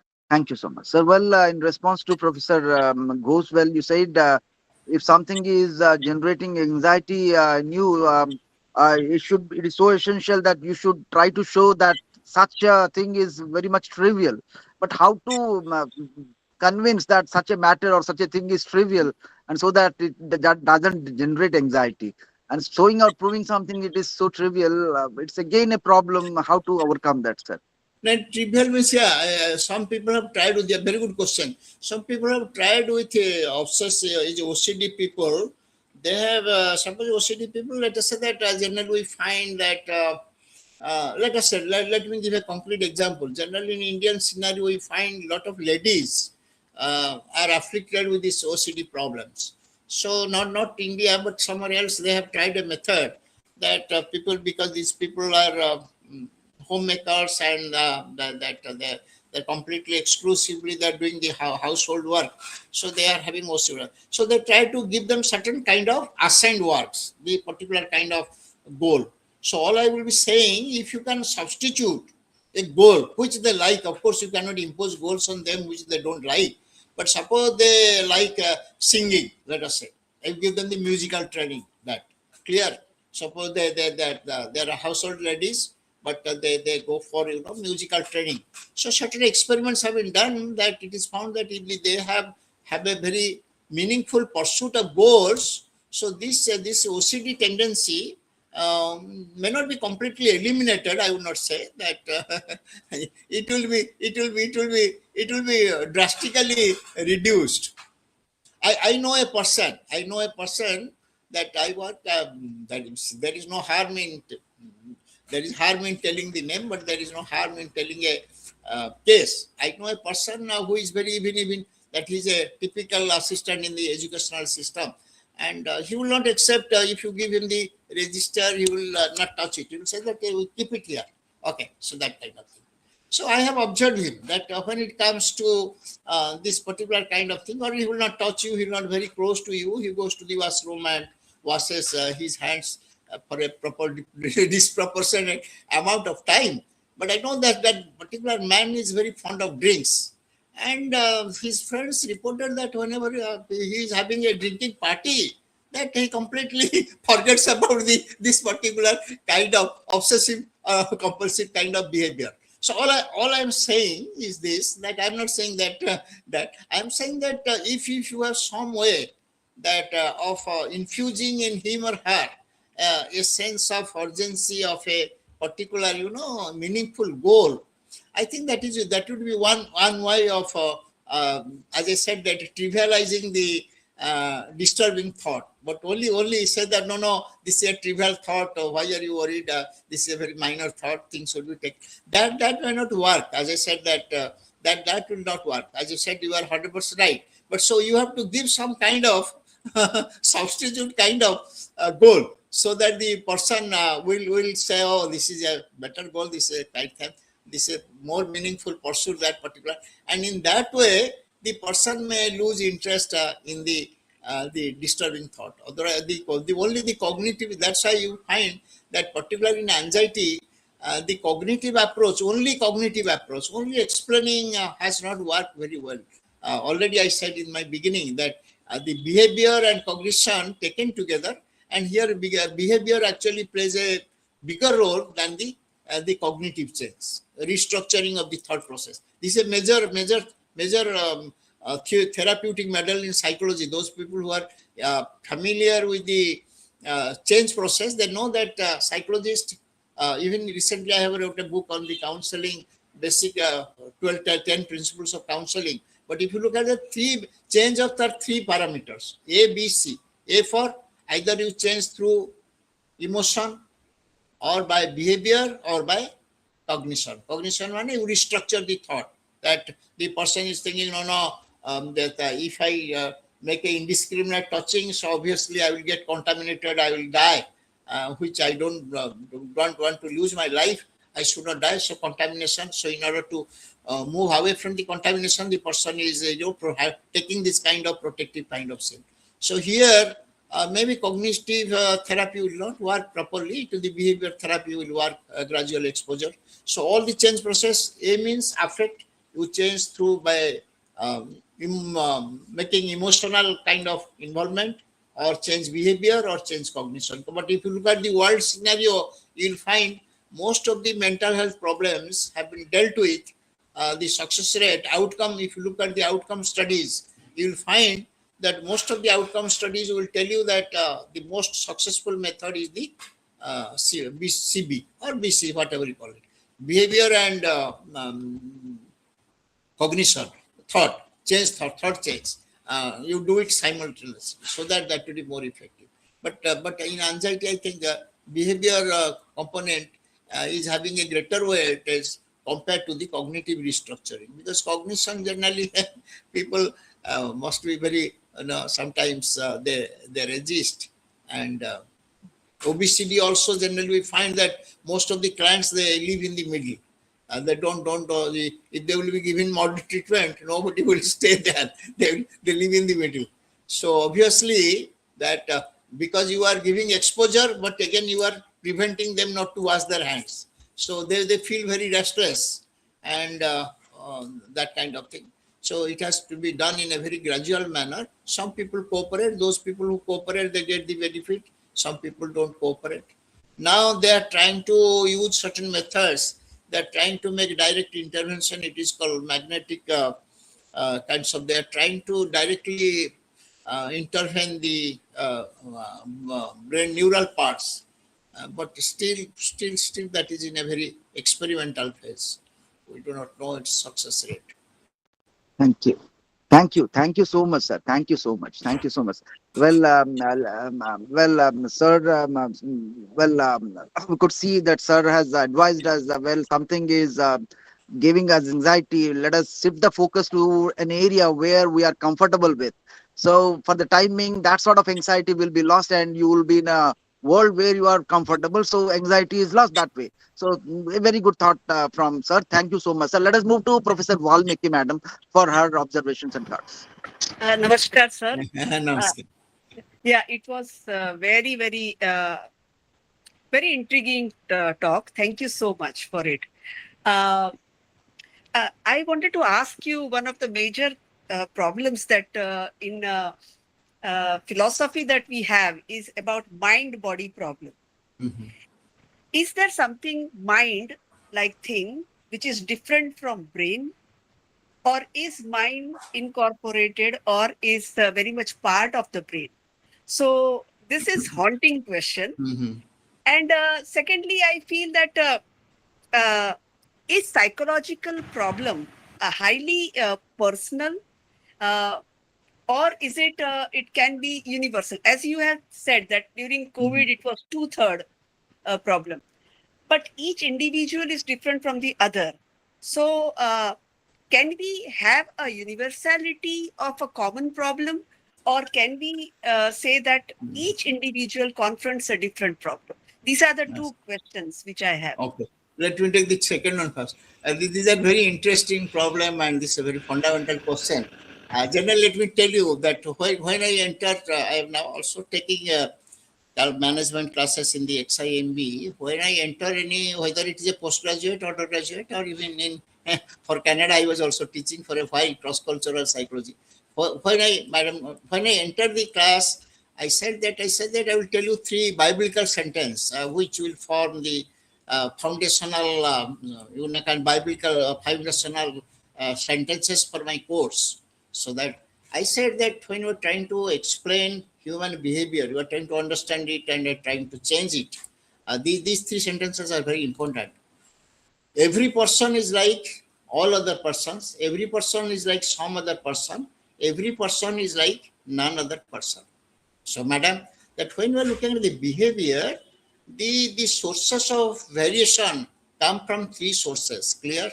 So, first is we are like all other person. Therefore, we are behaving in certain way or we are experiencing certain way because we are all humans. The brain gives us certain commonality, especially obviously that though again I would say that human brain by and large it is similar but not exactly, because that in Indian brain and the Western brain, I think we are in that way we are very fortunate. Our graying of the brain comes later. You know that in India Tulsidas ji wrote his Ramcharita Manas at the age of 70, and people in Orissa must know it is my name.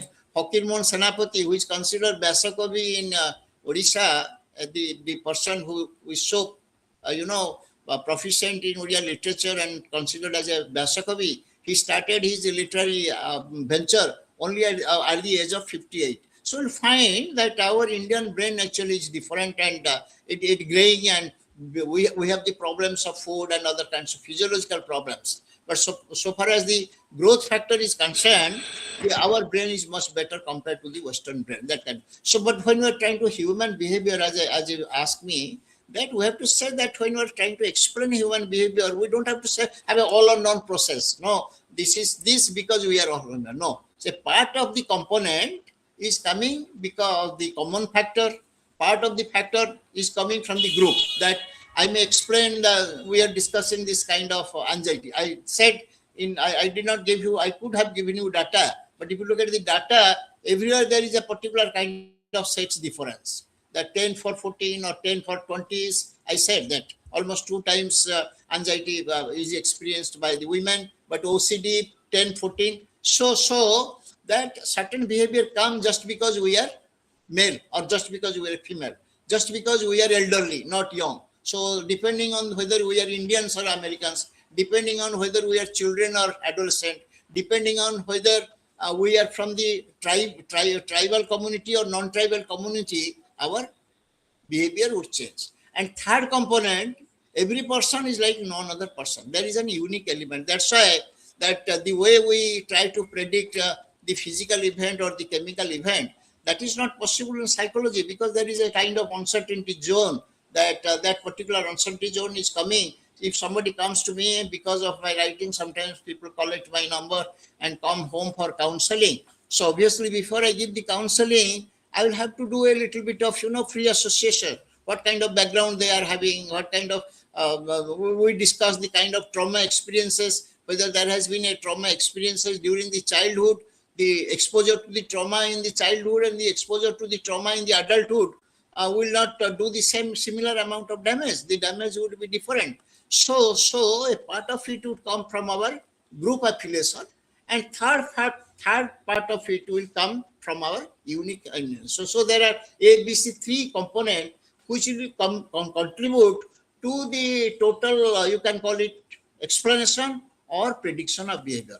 Okay, coming to the first question, that generally, brain is a more physical kind of structure, and mind is located in the, mind is located in the brain, but mind is a mostly a kind of form of energy. No, not a kind of, it is also matter, it is subtle form of matter, but brain is more matter.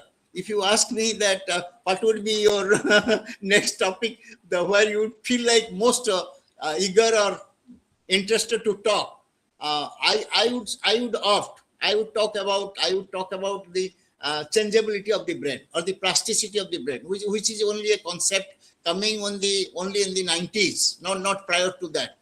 Previously, that whenever people are studying mind or brain relationship, what they were trying to do, that basically they were trying to take a part of the brain, surgically, and saying that what behavior is impaired. For example, that I spoke about amygdala. So when amygdala is taken out, it is found that a monkey will go to the other monkey previously, and if you put a kind of statue or a model, the monkey will explore. But if you, even a beheaded monkey, suppose the model is a beheaded monkey, and you leave a monkey here, the monkey will go explore it. But if you take away the amygdala, the monkey will run away, because the fear element is completely eliminated. That the monkey will behave in a different way. Or the monkey may also go to a poisonous snake, even if the monkey knows fairly well that the snake is very poisonous. So all I'm saying that previously they were doing this kind of, very crude kind of thing, but now with the advance of the brain technology, we get the particular kind of picture, and we know that brain changes and brain. But we should not completely, we are all philosophy, or I must agree with you that, but it is, brain is not completely equated with the mind. Again, it will provide certain explanation for the mind, but there are also certain elements, or there are certain things which still remain as a kind of in the box, that kind of thing. We have to depend on the concept of mind or consciousness for that matter. The brain would not be able to provide explanation. Suppose you will say, we take away all the brain, 10%, 20%, 30%. Even if you would take 90%, you will find that the person is able to play the dart game, a very simple game. So how come the person is playing? If the mind is completely, if the brain is completely equivalent to the mind, the person should not have any kind of capability at all. But generally we find, even if the brain is taken away in a very significant proportion of the time, not proportion of the extension is, the damage is very, very big, but still then the person retains small, some kind of capability. So to answer your question, I say that, okay, my brain is a hard and is a particular physical substance which explain many aspects of the behavior, which you can call mental behavior, but it will not give the full explanations. And there are certain kind of the conceptual elements, and in order to explain what exactly is mind, we have to go to the also the higher forms of brain, which I think some of the, even the, so I think one physicist also, not physicist, one biologist, he also got Nobel Prize, that Sir Eklas, I guess, that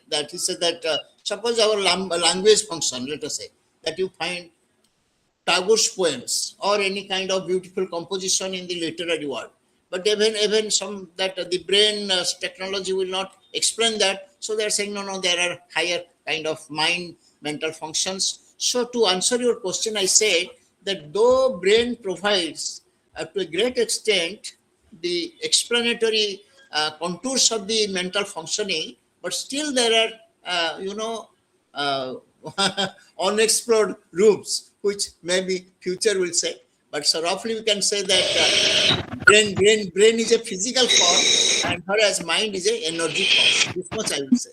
Thank you, sir. Thank you so much. Thank you so much, sir. Well, to this mind brain distinction, sometimes I used to say that mind is nothing but an outcome of the functioning of the brain. So anyway, thank you so much, sir. Well, let us move to Radhanath Bera, sir, for brief observations, because we have just 12-13 minutes left to close the session by say 8:30, 8:35. So brief comments and questions, sir. Namaskar, sir, please. Namaskar, namaskar. Sir, I am a student of mathematics. Okay. I came across Pavlov, the Russian psychologist.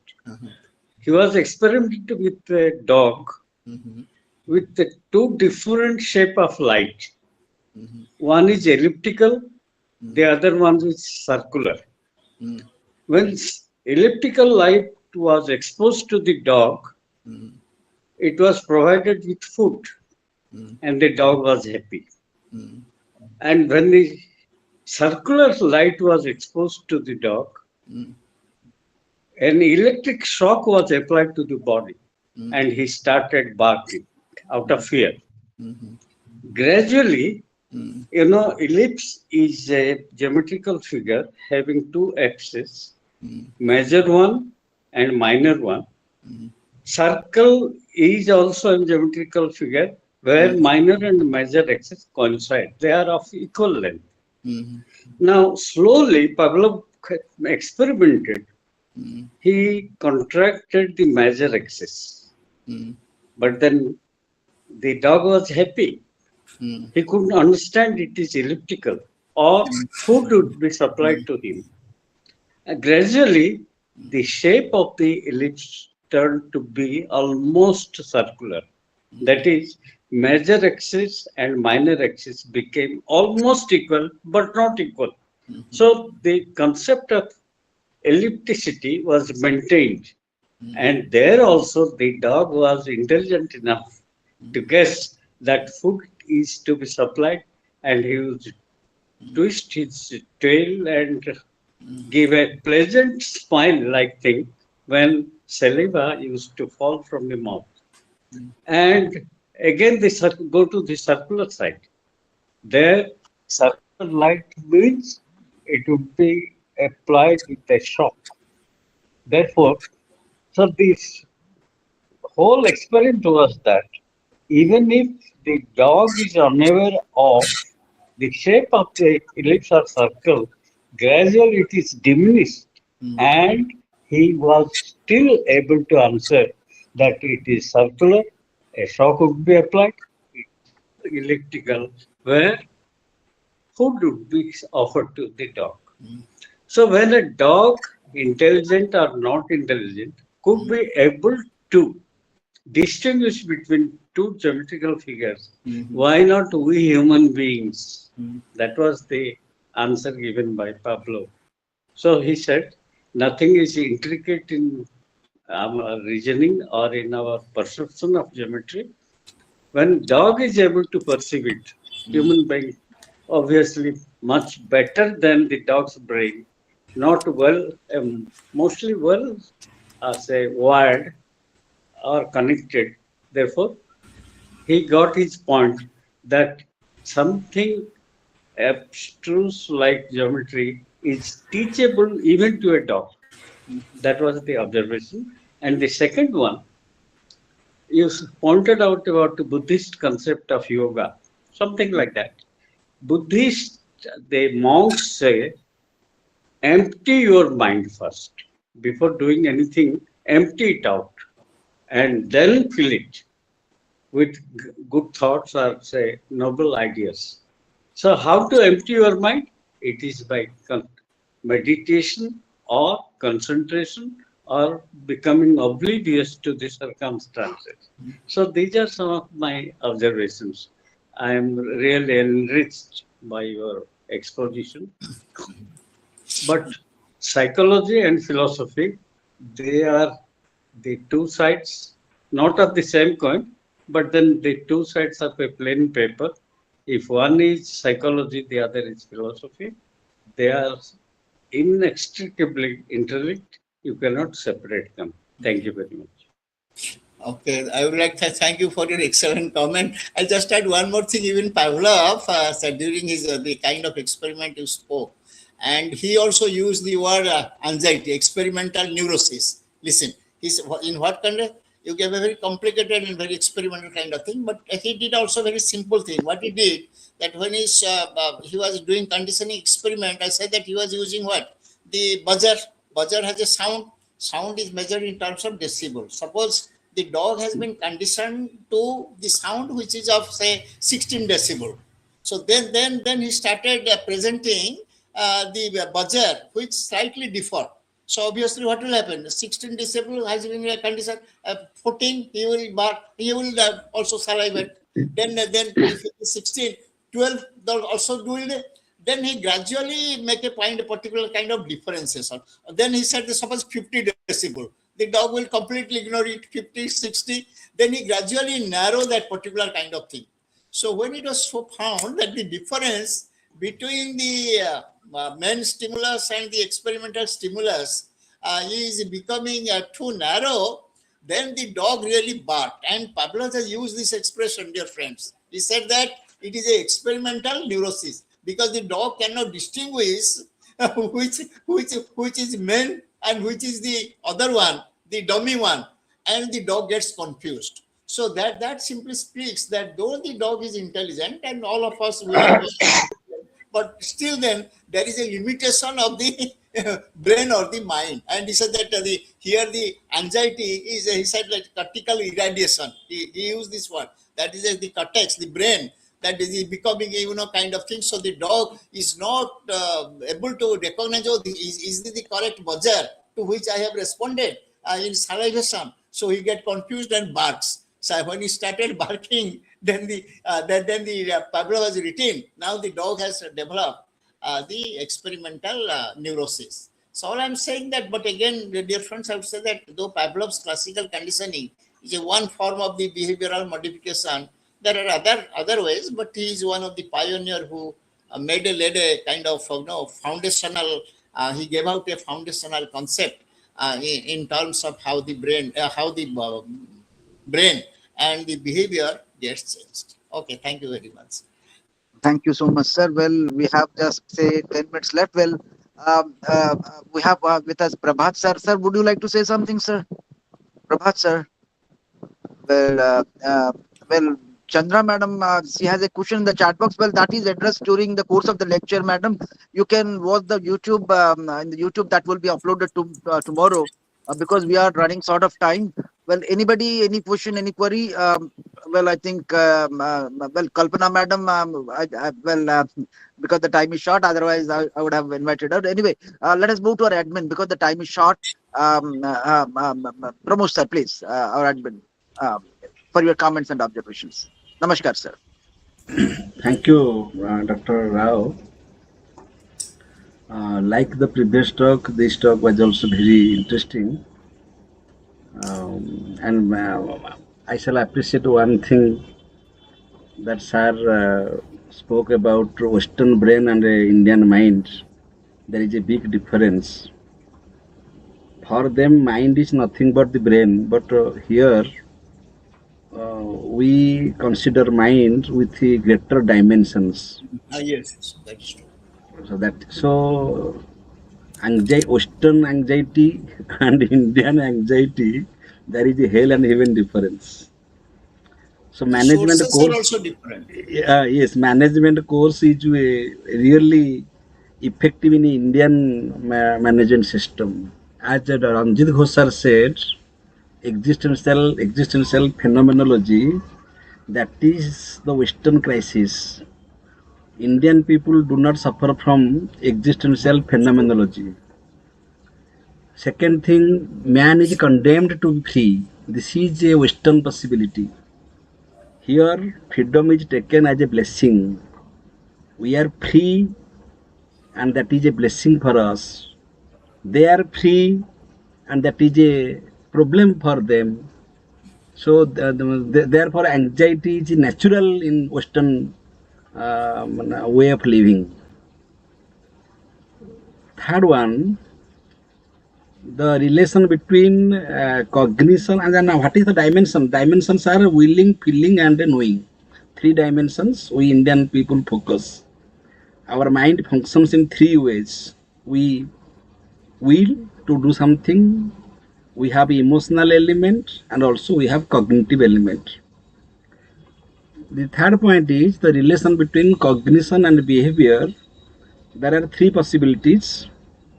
Sometimes we behave contradictory to our thoughts. This is a problem. We think in one way, but when we behave, we fail to match it. Another problem is we just follow what we think. That means we behave as per our thought. This is also a problem because before we behave, we should rethink it. We should re-examine it. And the third possibility is, as Sir said very beautifully, thought and behavior are fused together. There is a state that thought and behavior they are fused together. There is no such clear cut. We cannot find the distinction. That means we are tuned with both thought and behavior. They work simultaneously without having any problem. So the point is, mind needs a friend. Mind cannot live without a thought. So we should not restrict our mind to this thought or that thought. Rather, we should have a substitute. We should give a better thought, better friend, so that the causes of anxieties will be reduced. Because we cannot control the thoughts, and we should not control our thoughts, but we should give the mind better direction, better scope for elevation, so that the natural, the lower propensities will be checked. That is the and this is the Indian way of therapy. We because we find like Aurobindo's philosophy, the mind has greater dimensions from the lower mind to super mind. It has it functions through different layers of consciousness. So there is a problem of the definition of a man. Western people define man as having the existential status of a brain, how brain functions in a particular situation. But it is not so easy in Indian context. We cannot define a man because man lives through different layers of consciousness. Overnight, one man will become a saint like Gautam Buddha, at full of attachment, and the next moment full of detachment. So raga and vairagya, these two habits are very flexible in Indian context. So the causes, the sir said, phobia, that is the habitual way of living. Suppose and my mind should observe it. If this is my phobia, then I should not run with this phobia or that phobia. I should have the cognitive ability to know my phobias. Number one. Number two, obsession. That's if I am obsessed through certain way of practices or certain way of feelings or certain way of thoughts, then that we should also observe that we should not be so obsessive. We should not be so much attached. So I think, sir, though psychology is common to both Indian and Western way of education, but though we believe in yogic way of life, though we believe in meditation, though we believe in concept of self, though we believe in because we believe in the different layers of consciousness. So in Indian way of living, it is easier to reduce anxieties like Western people. This is my observation, sir. I have nothing to disagree. Even T.S. I was reading T.S. Eliot, some modern poet. His last line, Shanti, Shanti, Shanti. So we have to. Shanti, Shanti, very nice, very nice. The last line is he refers to the Indian way of. Definitely yes, but and one thing, sir, sir, you also said one thing. Sir, you also said one thing very beautifully, that we should have a very pinpointed goal, and we have to achieve it. We should not have maximum goals and feel unfulfilled.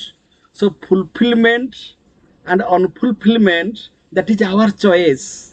We should have a minimum desire, and that desire should be fulfilled. This is the best way of reducing unnecessary anxieties. So that means cognition and imagination. These two aspects should be checked. But sometimes we flow with imagination.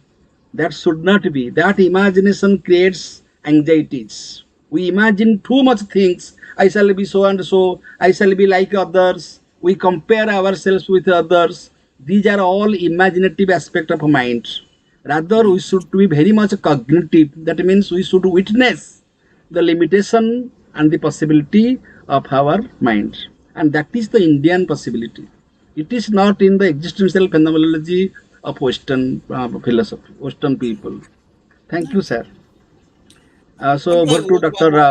Westerners, we must give credit that they have one good advantage by looking at the things at an empirical level first.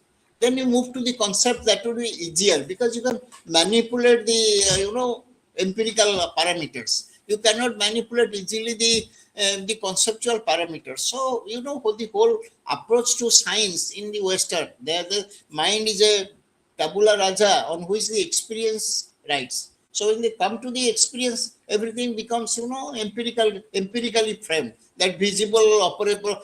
But all of I will also agree with you as an Indian that when we try to measure something, suppose we try to measure love, we have to forgiveness. Is it a possible 100? No. But still, then I think if we have a quantitative idea, then it helps us to do certain kind of thing. Therefore, my way of looking at things, that I give some credit, though I say that ours is a bigger one goal kind of thing. But still, the Westerners have done a good thing in terms of having providing the empirical reference to these very difficult concepts, because these are very difficult. But we say that when you say beauty, suppose you cannot define beauty.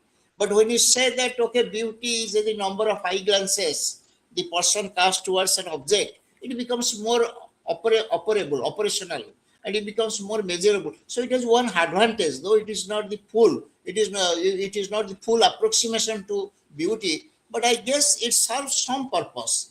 And it moves us to go in a particular kind of direction.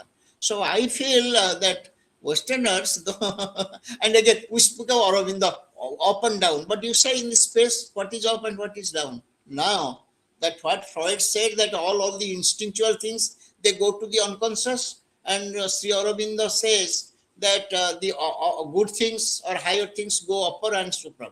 But what is higher and lower? In the space, there is no higher and lower. That is, therefore, any good thoughts you have, that becomes your also the unconscious. If you have good prayers, if you have good religion, or you are believer in God and you are thinking of God, that also can become, unlike Freud, that also becomes the unconscious process. You may also dream that you are praying in your dream, so that becomes your prayer, your conscience, your love. That is also unconscious. That is not really, that is also unconscious. Unlike Freud, who said that no, only the sex and the bodily kind of impulses and instinctual forces become unconscious, that is no longer accepted, especially with the advent of the neuroscience. Freud is a very number one psychologist, but all ideas are not accepted today. We don't say that all the unconscious, deeper, anything that goes deeper becomes unconscious. That is the modern thinking. That therefore, what you say, I have nothing to disagree, but I would say that Westerners, let us not just discount that they have also done a reasonably good service to the pursuit of science. That would be my way of looking at things. Thank you, thank you, Thank you. thank you, sir. Thank you. Dr. Rao, please give vote of Yes, thanks. thank you so much, sir, for such a wonderful talk. Well, I should thank all the question raisers for the beautiful queries they raised, beautiful observations that they made, and the responses that we received from Fakir Mohan Sahoo sir. It was a beautiful evening. I enjoyed a lot. I do suffer from anxiety disorders, and sometimes I need to talk to Fakir sir because because Most because he's a practical psychologist, and maybe he will be curing my certain unfulfilled. I think I don't know how to resolve certain things. So maybe those disorders, maybe I think maybe cured. I think if I talk to Fakir sir, I thought of asking certain questions here, but because of the shortage of time, I couldn't. But anyway, it was a beautiful lecture, and I sometimes I'll call Fakir sir for resolving my own Most personal welcome. problem. So Most it was a beautiful evening. I thank one and all for making this evening so beautiful, so good. So with these words, I request Professor Sahu sir for coming up with another lecture on the plasticity of mind. Another. Plasticity of mind that he Changeability was of the talking brain. about. The plasticity of I will the feel it. plasticity of the brain. The plasticity of brain. Ah, Uh, Plasticity of brain. the brain. plasticity of brain. Very That's So nice. it would be a beautiful talk. Yes, Then thank yes, you so much. yes. With these words, I thank one and all. I that will be request relevant Professor. to the kind of issue that have been raised. Yes, yes. Thank you, sir. Thank you, sir. Thank you, So sir. with I With this, these also with words, this, thank all of this you is for having a very with kinds of this. stimulating. I have the benefit of your experience and your kinds of participation. I quite enjoy thank you that. so Thank much. you, Thank thank you. you, Thank thank you so you. much. Once Grateful, again, grateful. happy birthday, sir. Once again, happy birthday. Namaskar, sir. Thank you. Happy birthday, happy birthday, happy birthday, Thank you. happy birthday. Thank you. It's my Happy. pleasure. It's my pleasure. Yes, yes. Session is declared closed. Thank you.